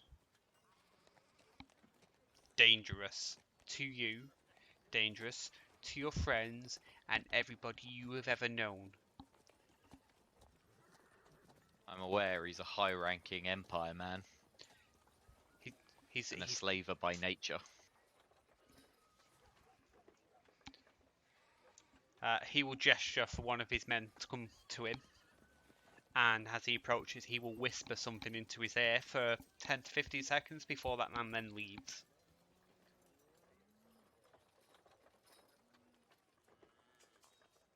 And he will say to you, Kassar, that he's more than what he seems. The Kirkland clan, they are powerful. Power enough to challenge us. We do not want to make an enemy out of him. And if Crawford had issues, he should have brought this to the brothers. I wasn't aware that he hadn't. I suggest you forget everything or anything you had planned for this man. Everybody you know and have ever loved, lives depend on it. It's not very many people then, to be fair.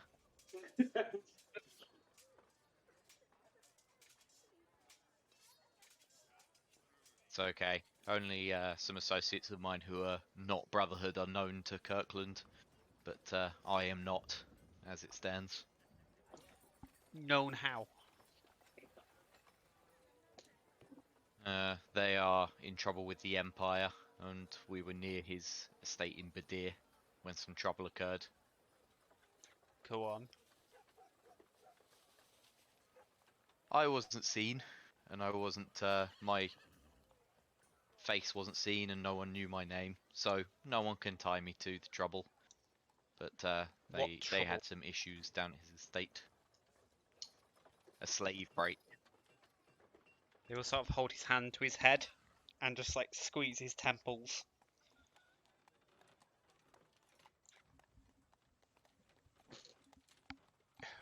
There was no tie to the Brotherhood. If anything, it's been tied to another organization already. I hope for your sake that you are correct. But hear this.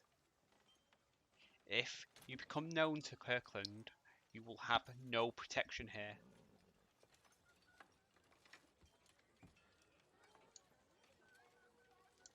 Is That's that clear? fair. Absolutely clear. Now, to do with my ranking in the clan, I'm intending to leave the island for a short while for personal reasons. Now, What would I be expected to do as a member off of the island? Because as far as I know, this is where we operate. You should speak to Crawford about this.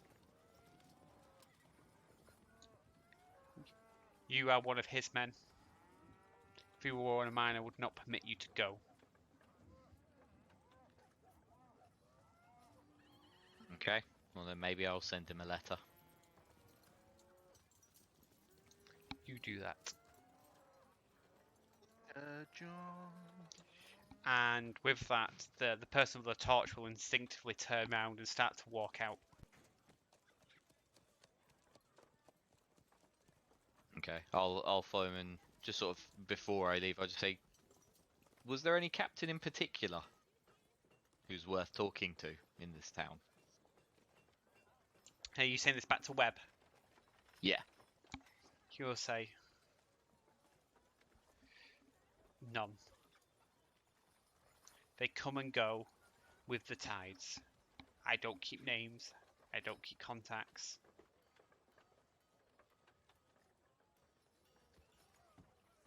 And if I did, It's I something would to not share consider. them with you.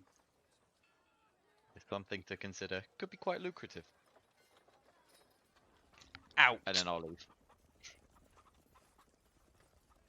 Okay, so as you're walking back through the long corridor through the catacombs, you'll hear sort of the person leading you sort of like just like mumbling to himself.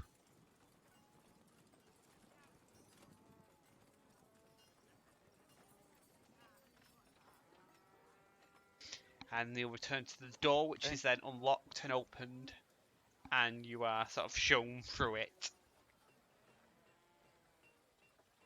And as before he shuts the door, the guy who has been taking you through will say, "Word of warning, I'd keep your head down for a couple of days." Don't worry, it's not my style to draw attention to myself. He says, "Yes, you've shown that."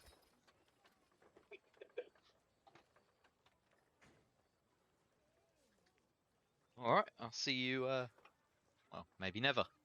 And I'll stroll out of the market. Okay. Picking back up with the others at the temple. So you can see a grand looking building in front of you. There are a wide white stone steps leading up to a arched building that has columns and it's open to the air. And then sort of sat at the rear of the building there is this large domed shape structure that sort of like juts out compared to the rest of the buildings in the area.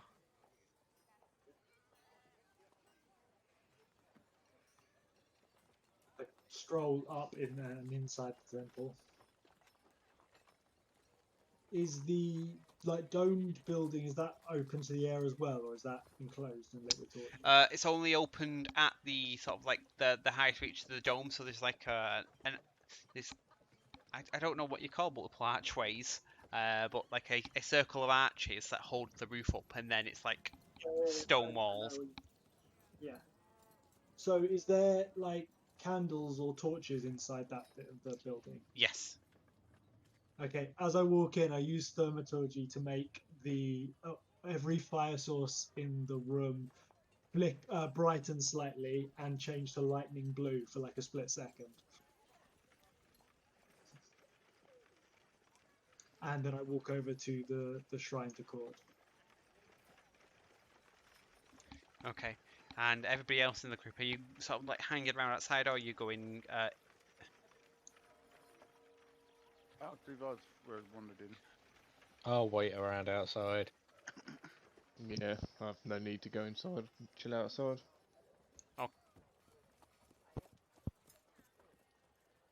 So you will find the shrine to Cord at the back, and you'll find his symbol, and it's a very small alcove that he has been relegated to. So right in the centre of the room is now a giant statue to Arathis, and then all the other gods have sort of like little alcoves around the perimeter. You'll find his sword symbol hanging over a small alcove with several candles sort of lit in it. Fucking disgrace. Stupid fucking fake emperor god. But after sort of muttering under a breath, I kneel down and make my normal prayers to the Stormlord. And Bebop, sorry, you will go on. just hang back at the back of the room, so he's not near you. He's just watching from afar.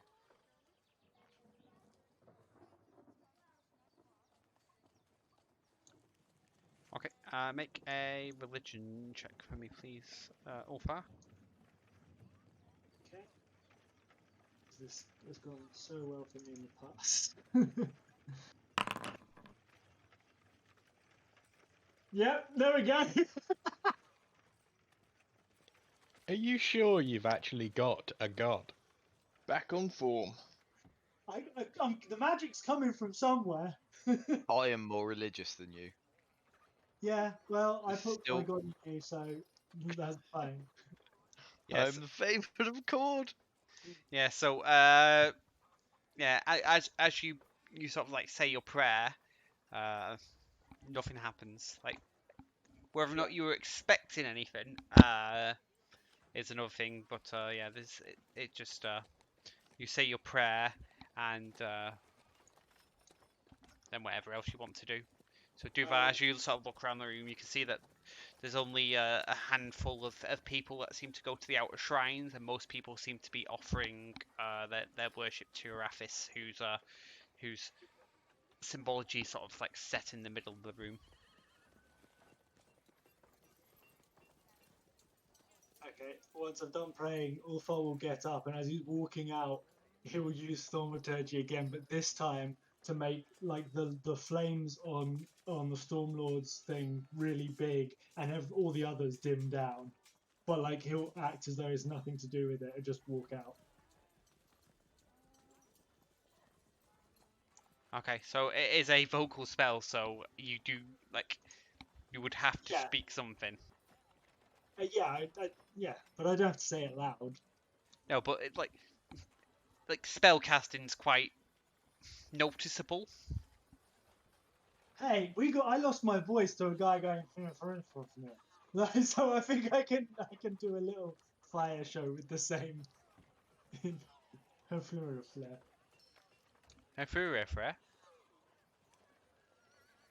Yeah, he speaks his spell like under his breath as he's walking out the door. Okay, make a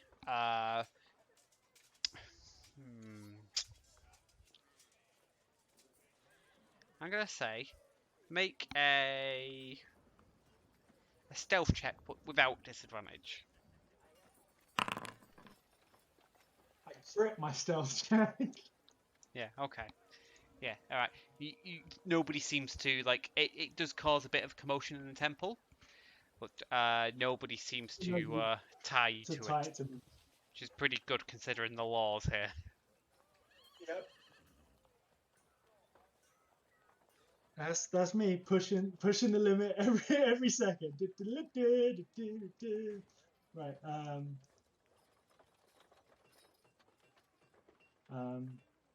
As I come out, I see like Kratel and Flag go, "Let's go. This is not a holy place."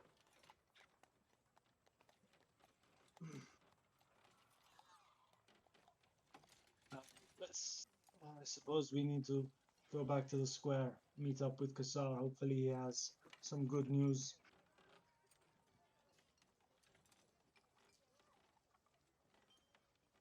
Okay. So as you head back to the square, you get back there and it's pretty much cleared out. There seems to be people taking apart the stage and the stalls that have been put up, but there doesn't seem to be any sign of Kassar.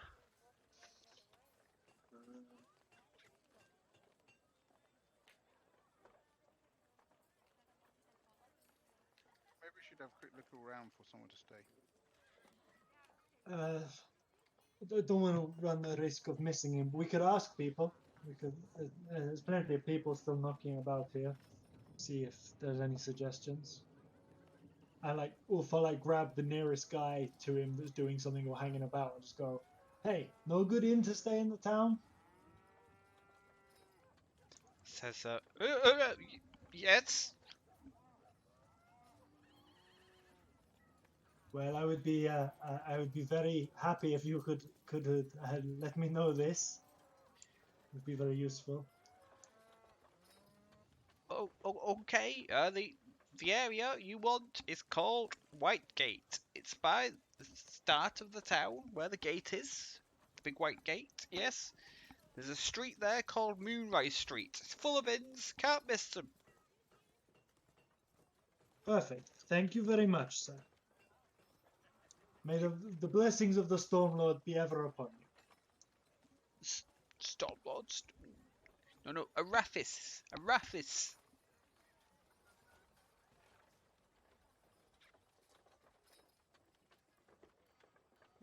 And Ulfar will ignore him and go back to tell the others what he's just learned. Okay.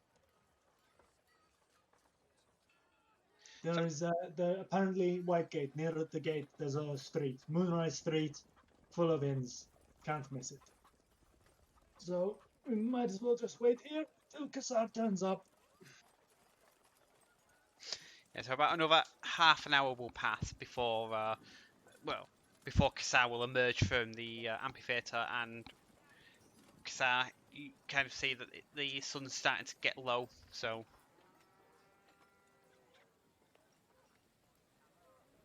Hello all. Hello. How did your meeting go? Well, no idea really who the Spider King is.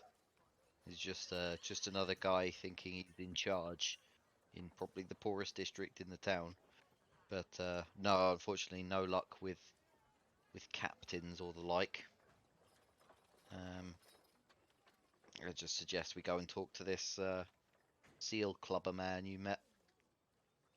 There is that. We could always wait the 2 days until the festival is over and till the docks are open again and hope for somebody else to come through that we can talk to at the docks. I mean, if you want... Sorry, go on. If we're gonna wait here a couple of days, if we got anything to do, I've got to wait until tomorrow anyway to pick up my tools. But it'd be nice to earn some money around here, maybe. It's a big city. I mean, I'm sure we can earn some money somewhere. If we are going to stick around for a couple of days, I might start working on my sword. Yeah, I understand. I mean, like, we can go bashing heads in the warrens to find this seal clubber guy, but it seems like a lot of hard work for not a great deal of reward. And we already have enough people who want us. Yes, unfortunately. Well, I don't know if the rest of you know it, but I know Kirkland has an estate in the city, so it may well be worth a few of you keeping your heads down. Ugh, fucking slaver scum. Anyway, we did find out that there's a street by the gate that's full of inns. We at least know somewhere we can stay for this evening. Okay, I think I'm gonna go look for a job board or some such and see if there's anything I can do while we're waiting around town for a couple of days then, and then I'll head down to the inn street. So I'll probably head over with Quatel and start work on my sword as well. At least that way I'll keep my head down as well. Well, keep the hat for now, Cluck, and if you need to walk out in the streets, just make sure you're using it, okay? But don't lose it. Yeah. I expect it back. Don't worry, it's nice and safe. Good. I'm trusting you, Cluck. It will not be lost. Works as well. I think I've decided I might try and sell a few odds and ends. unless Kasari wanted accompaniment in your journey. I mean, I'm sure you can look after yourself, but No, I'd take it either way. If someone wants to come with me, I'd appreciate the company. But if not, I don't mind as long as I can get pointed in the right direction. What? Where are you going? I forgot. I missed it. Where are you going? looking for some sort of bounty board or job board, somewhere to look for something to do. Yeah. Yeah, okay. Sounds like a plan. Let's go. Yes. Well, I think actually I've had enough of the hammer work, so I will join you if you're not opposed. No, not at all. Okay. We'll say goodbye to Kratel and Clark then, and let them go start forging. David, if me and Cluck both work on the same weapon, can it be done in 2 days? Twice as fast. Alright, we'll both work on Cluck's first then.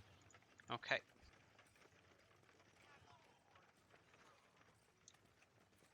So are you looking to take up Raquel's. Raquel's offer? Yes. Okay, so as you head over to the Hammer and Tongs, you'll find Raquel in the process of locking up for the evening.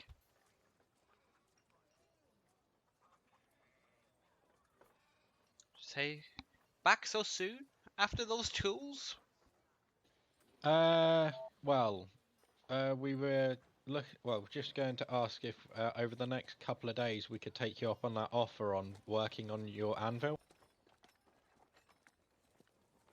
Yes, we can come to an arrangement. What time are you open in the morning? Oh, an hour after sunrise. Okay, we will head back then. Okay, I look forward to seeing you then, gentlemen. And she'll sort of like put on what looks like a quite strange contraption to her door, but it's obviously some sort of anti-theft device. It's like a padlock, but with several keys needed. And as you look around the hammerworks, there seems to be several of these on sort of most of the workshop doors.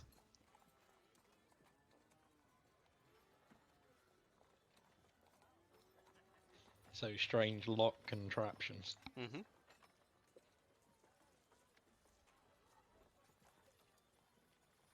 Okay, so so Cluck and Kratel walk up and have that conversation, everybody else heads off. And have you got an idea where you're going to be looking, or? I've got two different ideas. First, the gate where we come in is usually a good solid place to check, and then near the entrance to Asker Keep. Okay.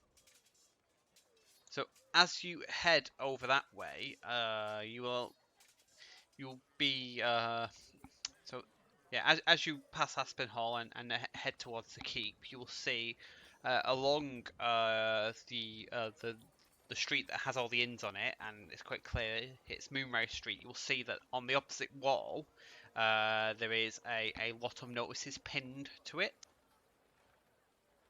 and you figure that because adventuring types likely stay in inns, that this is probably where the people who want help will put up posters looking for those adventuring types to help. Is there anything about missing cats? There is not a notice for a missing cat, I'm afraid. Is there? Okay. What notices do we find? Okay, so there's a couple that you sort of notice or that draw your eyes. These are the ones that seem to be offering monetary rewards, and therefore you give them more credence. So there's one that says help required in all capital letters, and then pest exterminators needed. And it says the reward is 100 gold pieces, and you should contact Eloise Wheatflow in Southwall. The only other one that seems to get your attention is a wanted poster, and it says "Wanted, dead or alive, Grex of the Golden Horde." 250 gold dead, 500 gold alive. And the post, yeah, Grex of the Golden Horde, and the poster depicts a sort of like a humanoid dragon-like person who looks quite like some sort of dragonborn or half dragon person. Okay. And the contact should speak to Leal Hillness at the White Gate Barracks. Okay. So, well, the first one sounds easy, but I like the sound of the second one. Yes, but yes, 100 gold, as we have found out recently, doesn't go a long way. Cracks Especially when split 5-way. Yes, exactly.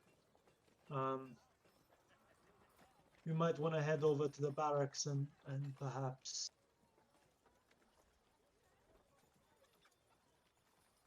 Presuming this bounty doesn't say anything more about Grax or where he might be found.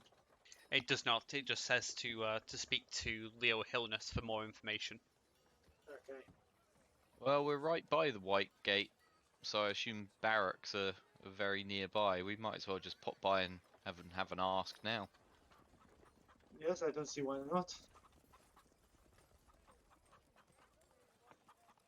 So, knowing that Whitegate was the entrance, I'll walk round to Whitegate.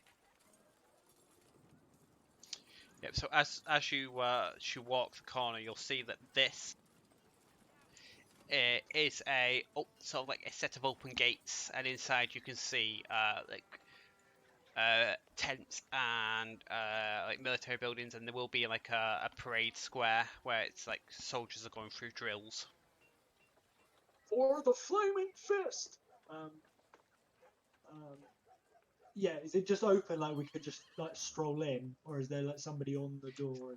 There is like guards on the walls above you, and there is guards manning like the gate in front. It's like it's open, but like you feel like if you walk through, you might be challenged. Yeah. I'll walk up to the guard and say, I need to speak to Leal Hillness, please. He'll say, "The sergeant, what's your business?" Bounty, Grax. Very well. Wait here, sir. I'll nod. And one of them will go wandering off toward the sort of like the small keep that's set in the backside of this area.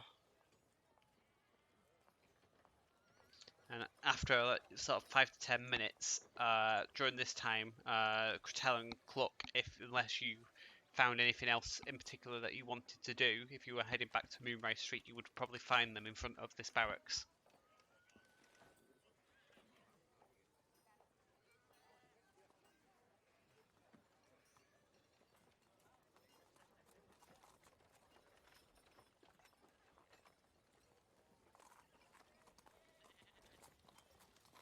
I'll just say to him that the place was closing up and I'll have to go back there tomorrow.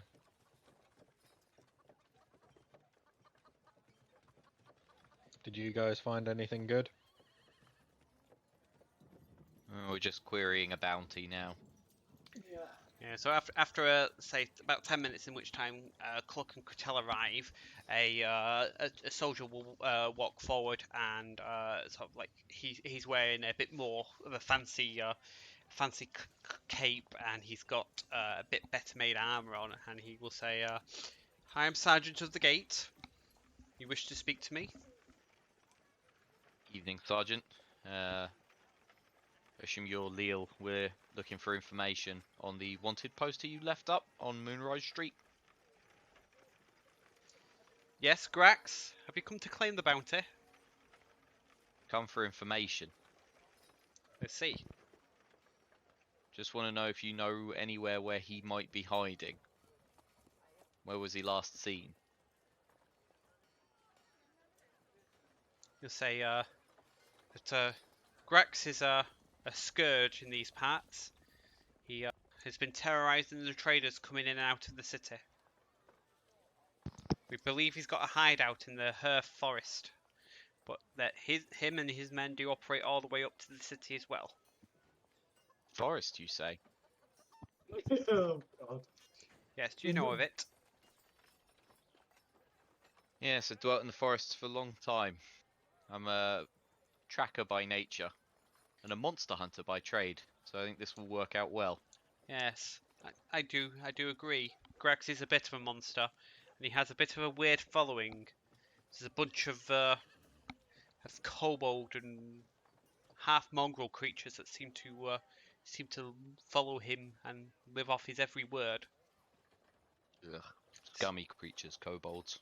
This is what we've been told anyway by the traders he's harassed. Okay. Alright, David, well, what was the name of that forest again? Sorry. The Hearth Forest. Okay. Sorry, so Mike. when was the last time a trader was attacked? Some weeks back. Okay, so not for some time. Alright, I'll check out the forest and see if I can find anything. And if we find him, we'll try to bring him back. Thanks for your information, Sergeant. Very helpful. He will speak to one of the soldiers, and they will hand out a set of manacles to you. So you might need these. I would also suggest you gag him. Some of the merchants say that he knows a few spells. Dragonborn Okay. have a habit of shitting stuff out their mouth as well. I'll Best in take the class. manacles and hand them to Kratel. He's more likely to be up close than I am. I will put them in my pack.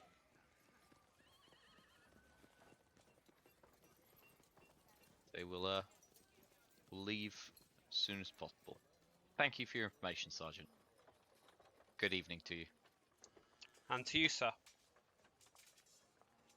And he'll see Dubar and says, "So you're the troublemaker."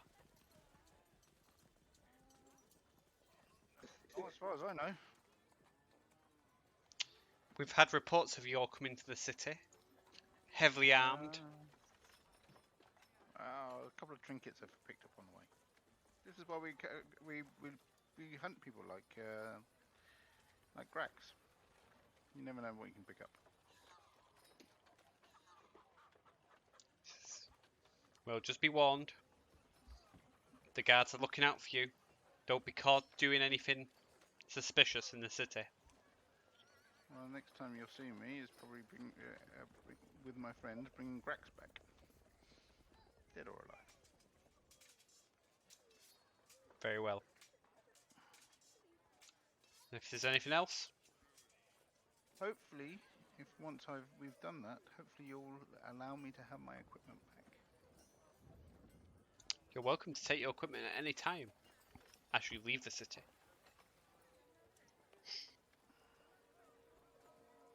Not helpful when I might be getting. We Might have be to getting. leave the city to get to the forest.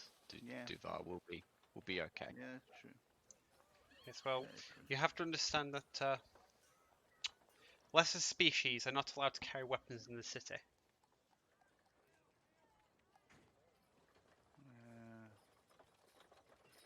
I see.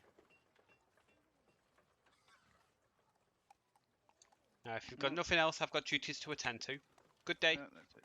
Thank you. Have a good Day, day. sir. Turn to the others and say, given that it's kobolds and a dragonborn, we're probably best setting off in the morning. Yes. Yeah, I see. If we're going to stick around, I don't see why we shouldn't raise a bit of money. It's not like this boat, whether we find one or not, is going to be cheap. Well, if we're here for a couple of days anyway, and Kratel and Cluck want to do a little bit of forging, then a few of us may as well go out and try and do this. Sounds like a plan. But for tonight, let us find a bed and sleep. in Yes. something that isn't a field in the middle of buttfuck nowhere. Yeah, so behind you, you will see a number of inns.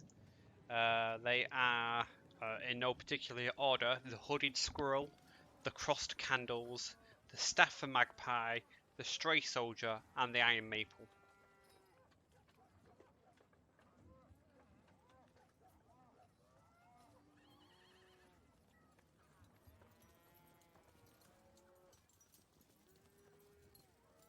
I'm gonna take it there's no preference. I like the sound of the hooded squirrel.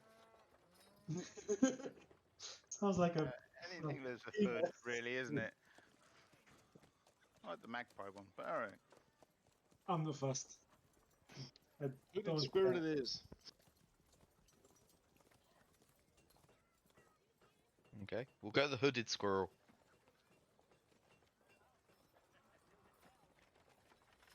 Okay.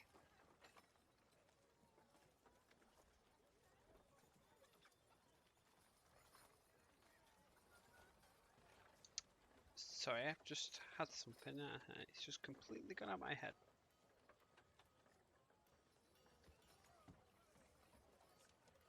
Roll for initiative. Initiative? What's initiative? Initiative is what happens when you die. No, it just decides what order you die. Yeah. That's fair. It's been so long.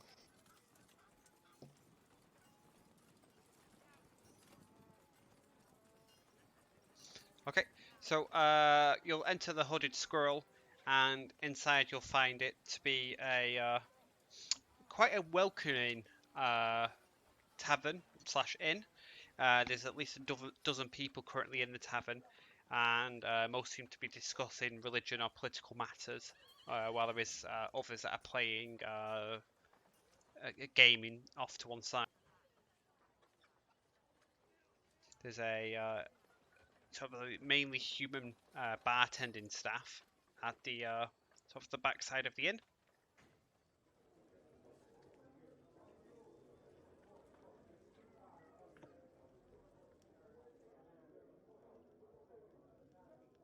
It seems quite a nice Alright. and welcoming environment. Apart from the talks about politics and religion, it sounds lovely. Hmm. Yeah, I'll stroll up to the bar then and ask the barkeep if they have any rooms available. So the barkeeper will tell you that there are a few rooms available. There's two, in fact, and that if you don't mind sharing, you can rent both. No, it's never bothered us before. No. And it says the cost per person is going to be the cost per room is going to be 7 silver pieces. Okay. So can we book that for one night, please? We may book another night tomorrow night. Says that's fine, but if you've not booked by the time you leave tomorrow, I will let it go if somebody else wants it. You have to be you have to understand these are it's quite a busy neighbourhood, and I wouldn't want to lose any business. Yes. Well, I'll tell you what. We'll book 2 nights now. At least some of us will be in the city at the time. To avoid disappointment. That's about 30 silver split. It's about 6 silver pieces a head. 7 a room, 2 rooms for 2 nights, so 28 silver. Yeah. So 5, 6 silver piece. That's all right. I'll pay. Okay. I've paid all 28. Okay, so the barkeep will happily take your money, and will ask if you want to be shown the rooms now, or whether you'd like to stay down and mingle with some of the patrons. If they're discussing politics and religion, I'll say no, thank you. Food, perhaps? declined. Maybe a beer? Some wine? A beer, yes. We have some fine wine. We have spirits, and we have lagers and ales. That'd be an ale for myself. What food have you got on offer? I'll say the rotisserie sausage is quite good this evening. There's also a bit of steak, if you like your meat. There's also some light salads if you're more druidic in nature. I'll just immediately say steak, please.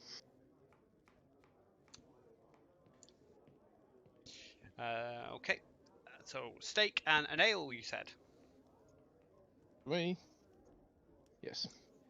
We have a light fruit ale or a dark ale, sir. I'll have a dark ale, please. Okay, so I say a pint of ale and a steak and sides. 8 silver and 1 copper, please. I'll hand over the 8 silver and a copper. Okay, you are passed a pint of a light brown ale, and he'll say that. How do you like your steak? Blue, please. And he'll shout into the back, "Blue steak for the bird!" Says, "Find a seat. They'll come find you." Thank you very much. And he'll turn to the rest of the group and says, "Anything for you, sirs?" Same sorry, for me. not for the bird, because you look like a woman. Yeah, Yes. Yeah. In disguise. Yeah. the lady. Yeah, for the Well, lady. it depends.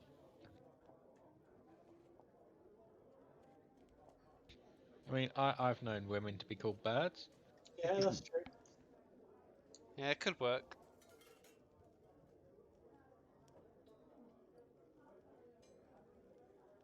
I will. I'll have a salad, please. Says that'll be. Sorry, would you like a drink? An ale? A wine, perhaps? Some Yeah, spirits? A fruit. Lady. Sure, I'll have a dark ale as well. Same as the lady here. Okay. Would sir like a pint or a gallon? Pint. Says okay. That'll be 5 silver and 7 copper. Okay, no problem. I'll hand over. Salad for the man with the burns. Gotta watch that figure. When And you've got no toes. He'll turn to the rest of you. And you, sirs? I'll have a steak and a beer. And how would you like your steak? I'll have it the same blue. Steak for the paladin. And a dark ale, sir? Yup. Yep, so that'll be 8 silver and 1 copper for you. And then he'll turn to Ulfar and Duvar. And you, sirs?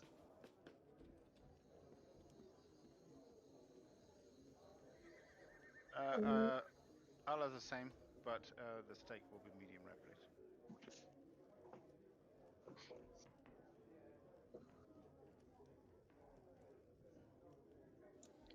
So, steak for the turtle! And he will pour you a pint, and again, 8 silver, 1 copper. And he'll turn to you, Ulfar, and say, and you, sir? I will have a light ale, and I will have steak, and I will take it well done. Steak for the Arab man! And I'll just put a gold piece onto the side, like keep the change. Oh, very kind, sir. Please, find a table. The cook will be along shortly. And yeah, you've all got dark ales apart from Ulfar, who's got a fruit ale. Ulfar is fruity. Yeah, it's a bit stronger, so.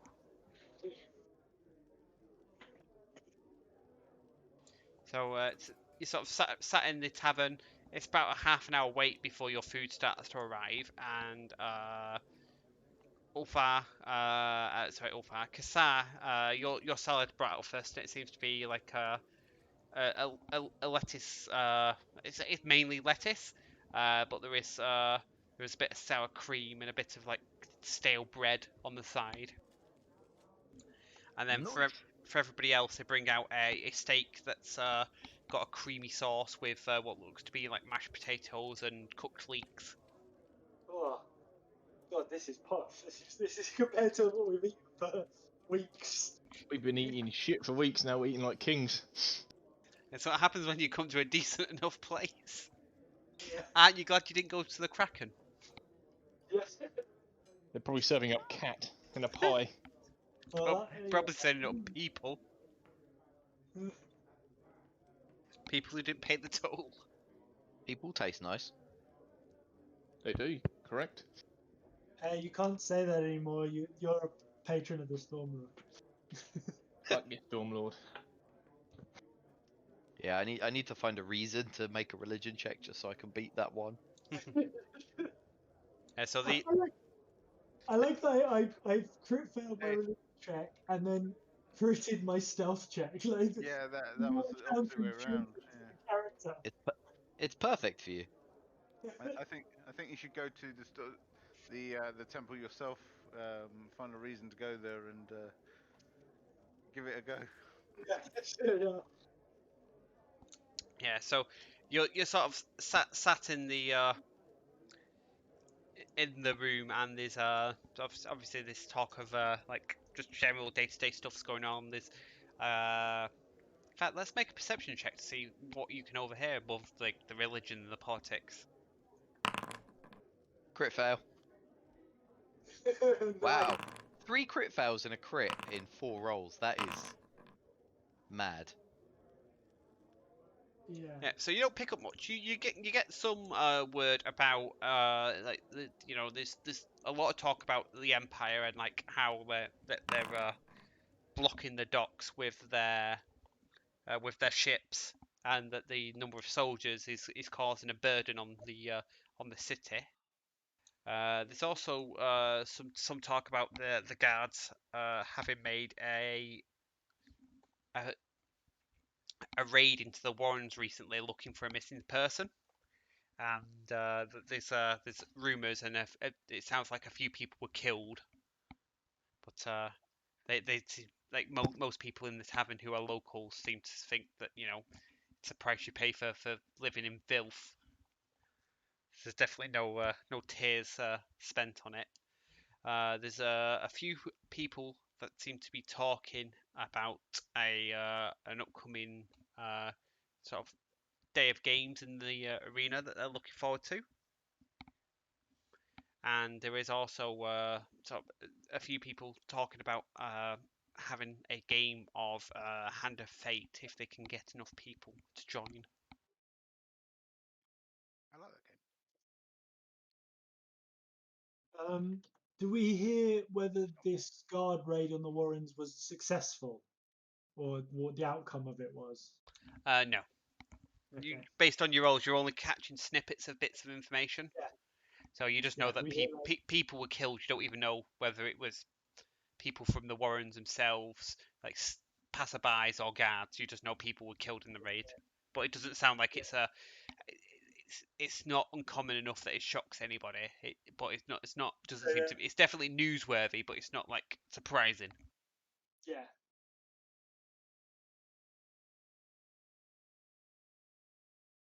And then your table is approached by an elderly-looking gentleman who asks if there's any gamblers in who would like to join into a round of Hand of Fate.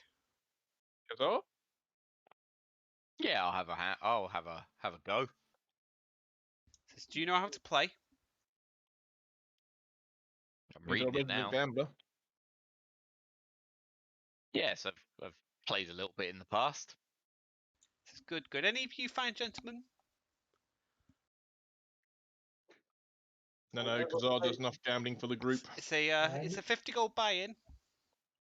I play only with my knife, never with my money. Have it your way. Duvar's very tempted, but he's going to stay with his point, I think. He's itching. The lure of alcohol too much for. Mm. So in like game terms, essentially it's like poker but with dice. Yeah. Yeah, I've got the little readme thing. The difference being that this isn't a casino, so whoever wins takes a lot. Yeah. So it looks like you would make number 6 Kassar, so there is a bunch of other people, Okay. and everybody will like put down their coins in center. So that in the center of the table there is 300 gold coins. Okay. Yeah, I'll put my well, it's 50 each, isn't it? Yeah. Yep. So I am just. Did that come up for you? Yeah. Yes. Yeah. GR 2D. /GR, yeah.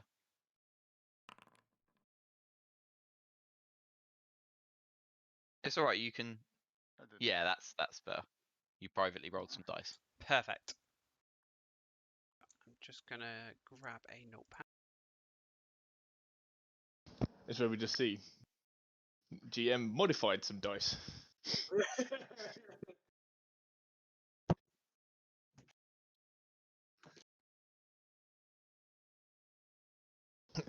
So Nev, you still got? Can you use your lucky dice or your weighted dice? No, because it's a D12 and my dice is a D6.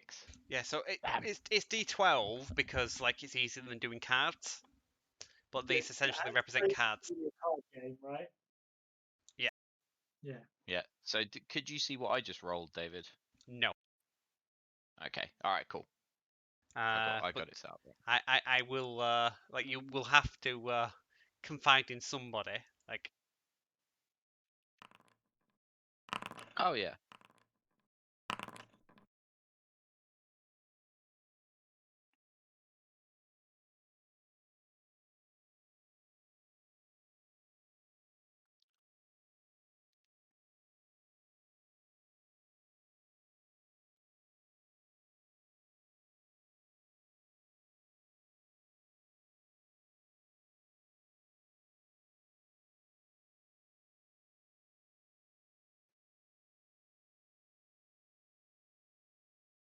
okay, so let's see.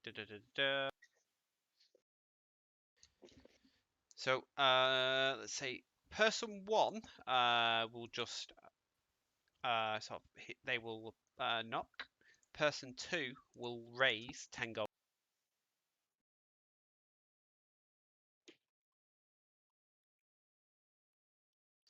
Person 3 will call 10 gold.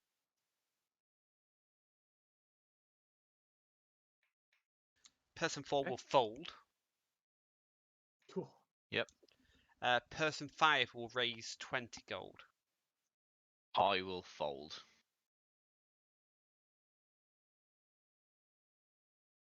You do realize that that's your 50 gold gone, yeah? Oh, I thought 50 gold was the like whole buy-in, and then you do rounds. No, until it's like it's you've all done on one Oh. round. It's a hand of fate. One Oh, shot. okay. Okay. All right. Well, then I guess I'll meet it. Why not? 70 gold. So yeah, you'd have to call at 20. Yeah, call it 20. Okay. Person 1 will fold. Would he fold? He'll call 20. Person 2 will call 20. Person 3 will call 20. And the next die will go into the middle.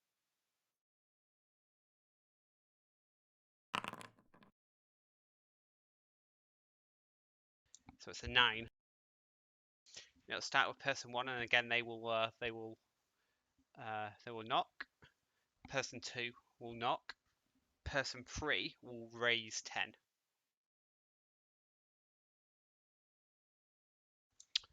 Person 4 will call 10, and that will come to you. Sure, I'll call 10. Okay. Let's see. Yeah, the rest will call 10 to stay in.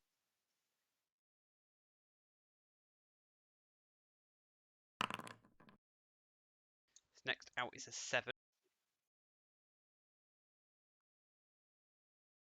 And there'll be, let's see.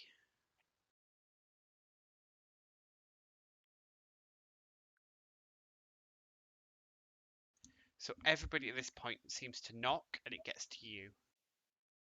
I will also knock. Okay. And the final dice out is a 3.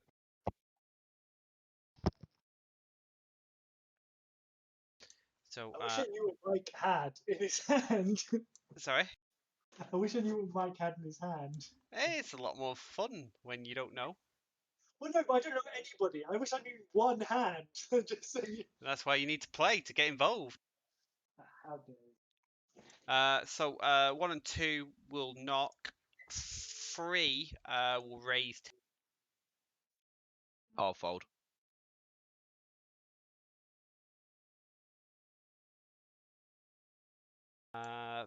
5 will call. 1 will call. And 2 will fold. How much gold have you just lost, McNair? 80. 80. Oof. Well, I suppose if you're going to do the bounty, it's, Yep. So no gold lost. as the cards are revealed, let's see. Person 1 has a pair of 7s. Person 3 has a pair of 9s. Person 5 has a pair of 8s. And nobody else has anything of consequence. So person 3 takes it on a pair of 9s. Okay. Alright. I'll play again, why not? Okay.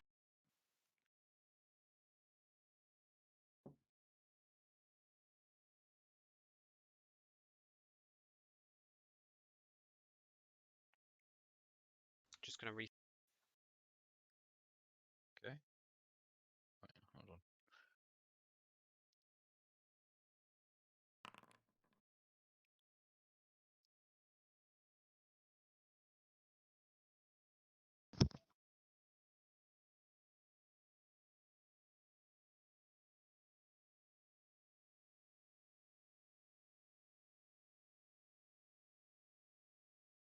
Okay.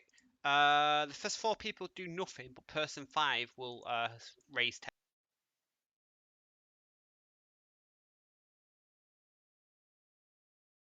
Sure, raise 10. You'll raise or call. Call, sorry. Okay. Yeah, I think at this stage everybody else is gonna call to stay in it.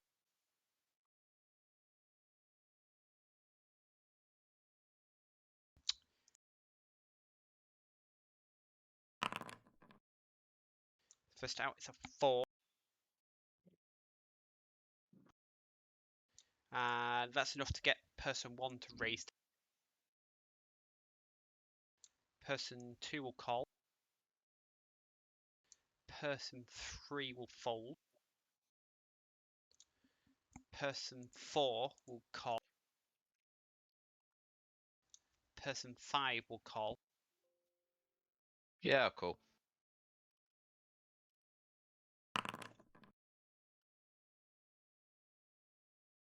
Next out is a 5.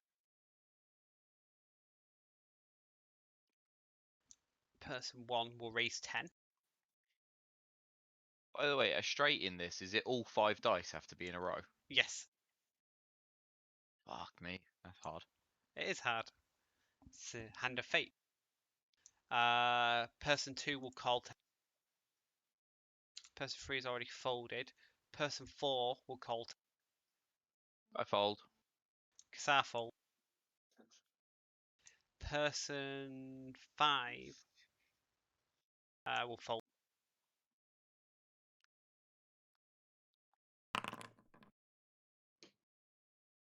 And I'm essentially playing with wooden dollars at this point, but that's the second. So everyone's got a pair of 5s. Yeah, and so as it comes to it, because like I'm playing with wooden dollars, it doesn't really matter. So I'll just skip straight forward. So person 2 will win on a 3 of a kind with 3 5s. Looks like person 4 only needed a 3 for a straight, and nobody else had anything of consequence. Like there's a pair of 4s in there for person 1. Okay. Let's Nope. go again. I'm just going to lose all my money tonight. Yeah, so as you're watching, you've seen Kassar lose 150 gold. but yeah, 150 gold at the moment. Mike, have you seen the Twitter? It's for it's very fitting for right now. I have not. And now you see why Duva didn't join. The funny thing is, the more that you would have joined, the more likely one of you would have won. Yeah. Or more likely, both could have lost. You never know. Oh yeah, you all could have lost, but it's like, look, there would be more of you playing hand. Ulfot wasn't paying attention to Kassar, but can he like? Can I do like a perception check to see if I notice that it's all going downhill? Like, even though I'm not particularly paying attention. Sure, Kassar, are you like, how are you playing this? In what way? I'm just playing the game. Like a man that's got a gambling problem. That's No, how. as in like, are you getting frustrated? Are you like keeping straight face? Like, what sort of poker face do you have, or what sort of poker face does Like Kassar Keep, have? keeping straight face at the moment. Because it's Okay. only 2 rounds in. Make a perception check, Ulfar. Person. You are not. You don't think anything out of the ordinary is happening. Okay, no worries. I just continue eating. And Have you rolled your dice, Kassar? Yes, you have. Yes. Okay. In this round, let's see. Only person 5 will raise, and he'll raise. Yeah, I'll call it. I haven't seen dice yet. How can you raise with nothing? Well, if he's got a pair. Otherwise, they're Person 1 and 4 will fold as a result.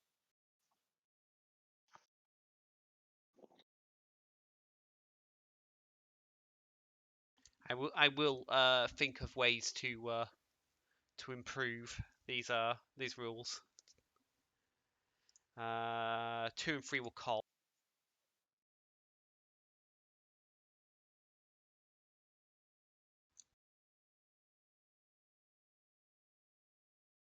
Where's the tavern music gone?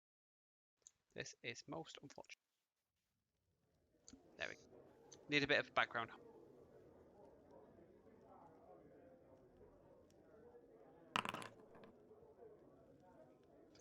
First out is a 5. Fives are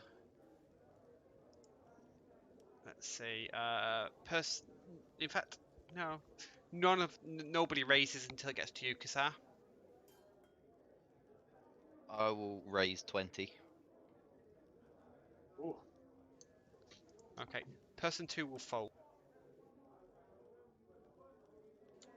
Person 3 and person 5 will call.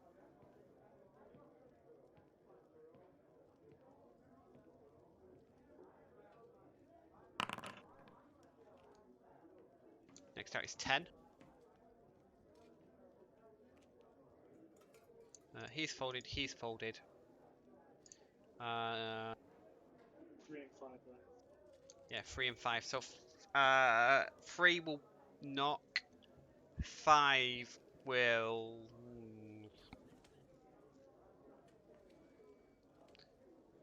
5 will knock. I will raise 20 again.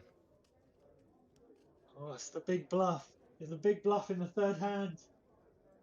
3 will fold. 5 will call 20.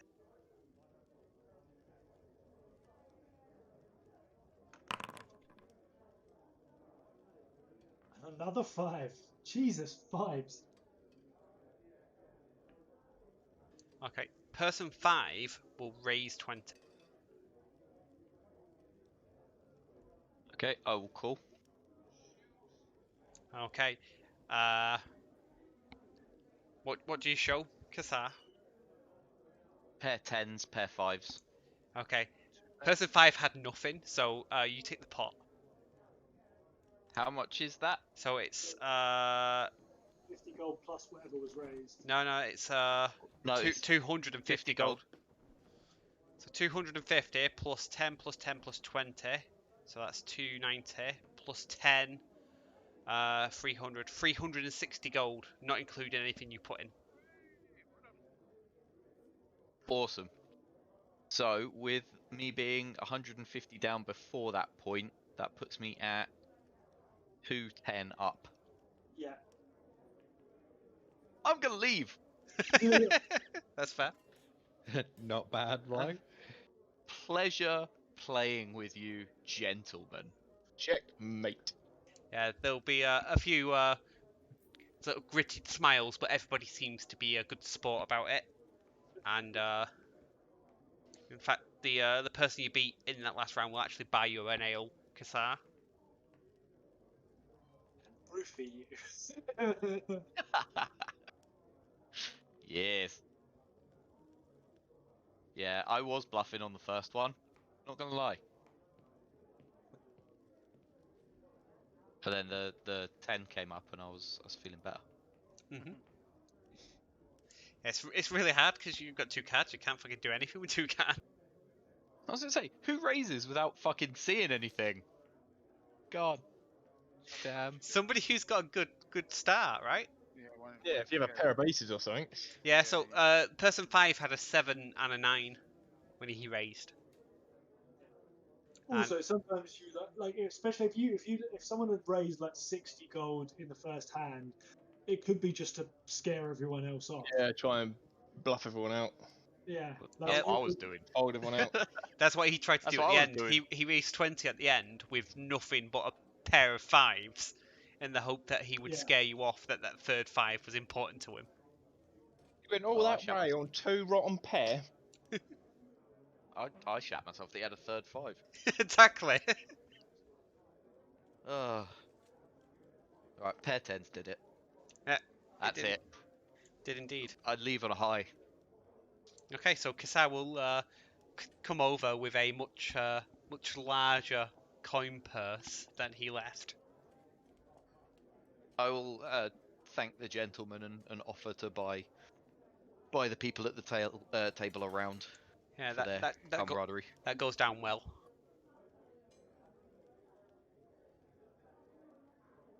And so I'll ask the barmaid to buy them a round of beers, and I'll make sure to specify beers so that none of them's a cheeky bastard. Orders himself like an expensive fucking whiskey. Yeah, like 6 shots of whiskey with. You mean a bottle of whiskey? Tell you what, I'll order the gallon of ale, and I'll ask for like a flask to be put on the table. Yeah, okay. So a gallon of the ale comes to 4 silver and 8 copper. Yeah, I'll pay that and deposit it on the table when it comes along. Yep. And they will drink to your health. And I'll drink to them and say, "Have a good evening, gentlemen. Hope you enjoyed the festival."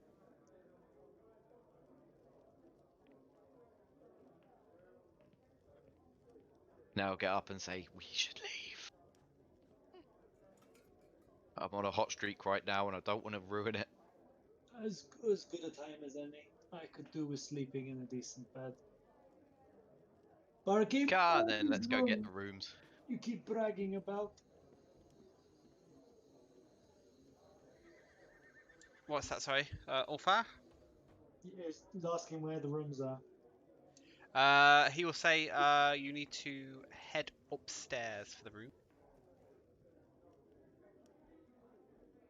Do we have a room number or a destination? He will say that so up the stairs, follow it round to your right. You're in the first and second rooms. Okay, I follow said instructions and trudge upstairs. Yeah. So as you go upstairs, you will find the two rooms. So they're sort of like one's on the same corridor as you come up, and the other one's then like set around it. And inside you'll find two beds within each, a small table with a candle, and a small chest for like storing your possessions. But both rooms are sort of like cramped. There's like less than a couple of feet between the beds, and they're sort of like L-shaped around the edges of the room. Yeah, Bullfire will just collapse it to a bed.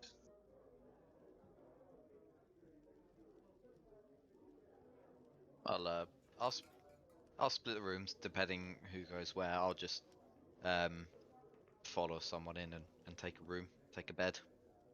Yeah. So just to make sure you're clear, there are 4 beds in 2 rooms.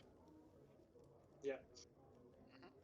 Wait, Bullfire just fell straight on a bed and didn't have a conversation about it. Well, Kasar being the way he is, he paid for it. He's getting a bed. Plus, a good night's sleep is important to Kasar. Hmm. Yes, we've learned that. You moody bastard.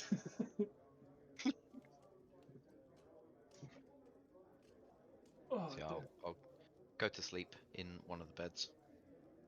Yeah, I'll take up one of the other spare beds. Shepard does the same. So So- everyone's in a bed, Critel. Who are you snuggling with? Well, I'm Tel's just got the gonna chair sleep. in the corner. Yeah. There is no chairs.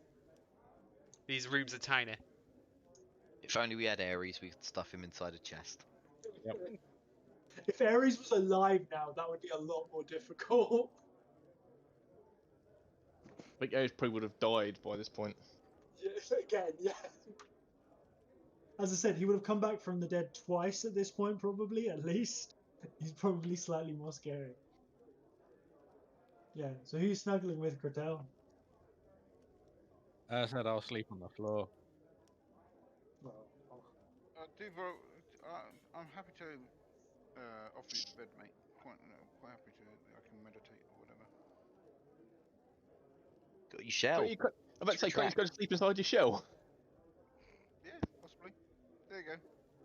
Fine, I'll I'll- take the I'll- bed. Take the bed. I'll meditate. Inside your shell. Inner peace.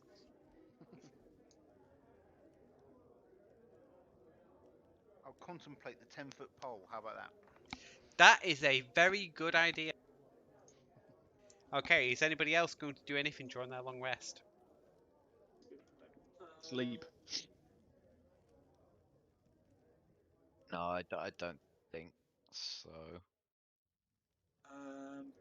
You're gonna read your herbalist book.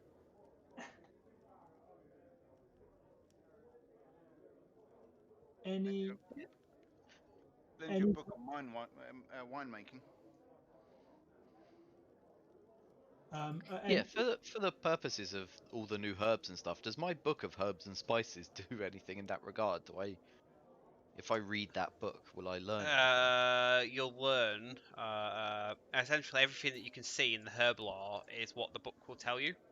Otherwise, like, so you Right, can okay. you can look for particular like herbs or flowers or something, and you know where to find them. Although it doesn't go into their uses.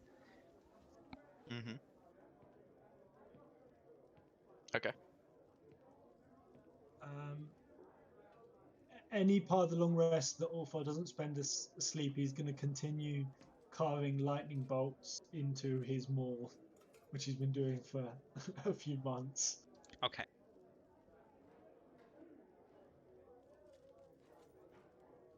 So the evening will pass. You will all gain the benefit of a long rest. The morning is a cold, clear morning. It's down to minus 9 degrees Celsius, and you'll wake up around sort of like 7. which is just before sunrise, when there's a knock at your doors, as the innkeeper sort of goes from room to room saying, "Morning, morning, morning."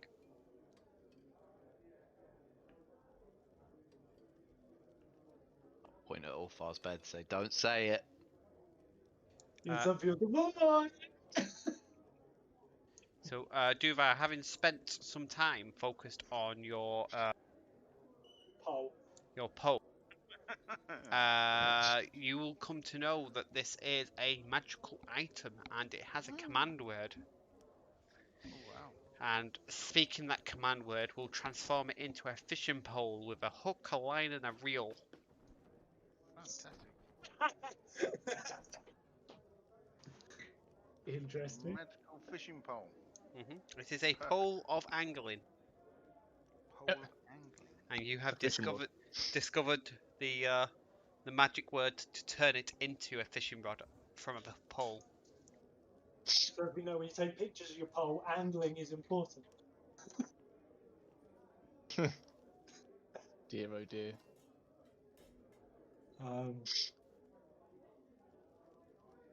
Word do I? It's fishing or something like that. I like bass. It's a wondrous item. Fresh shrimp, salt shrimp.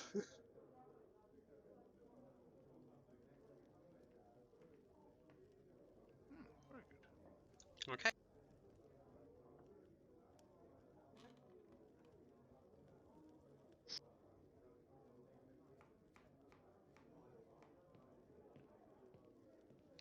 Anything else? No, nothing for me. I think probably.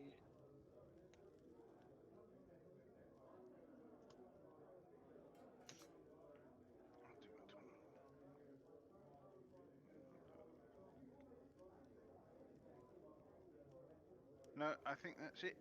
For me anyway.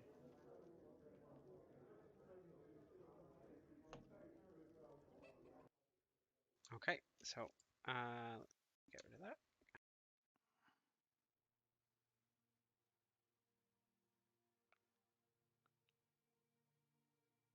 Yeah. So yeah, it's morning or just before dawn.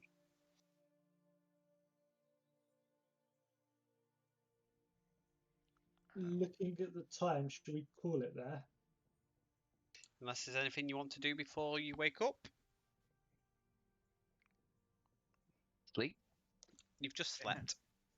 What do you, before Sleep I wake more? up then? What am I doing before I wake up? A lucid dream, please. Once we've woken up, it will be my intention to get out at first light and head over to her forest. So yeah, me and Quatel will be up. First, like to head to the store and Yeah, and if that's the Oh, case, listen. I'll hand the manacles back because I won't be going to the forest. Yeah. I'll take them, mate.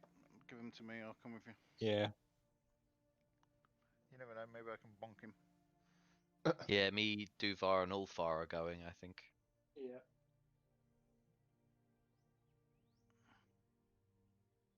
Okay, so we'll end it there. We will pick up again next Monday for a game of two different halves. You know, one group will be having fun, doing interesting things, and the other group will be going off in the forest looking for a bandit. I got lost in the forest. never to be seen again. Because splitting the party has worked well for us in the past. It really. Oh yeah. It's going to be fine for Cretel and Cluck. Okay, Just sitting around. could end up. It could end up being that Clark's the only original member left. I'm waiting to see how Cluck manages to like keep his disguise while working in a blacksmith as a nurse. This does interest me. Yeah. Anything else before we break? That is it. Not Okay. for me. Have a good day, gentlemen. Thank you for joining us. Cheers, everyone. And ladies.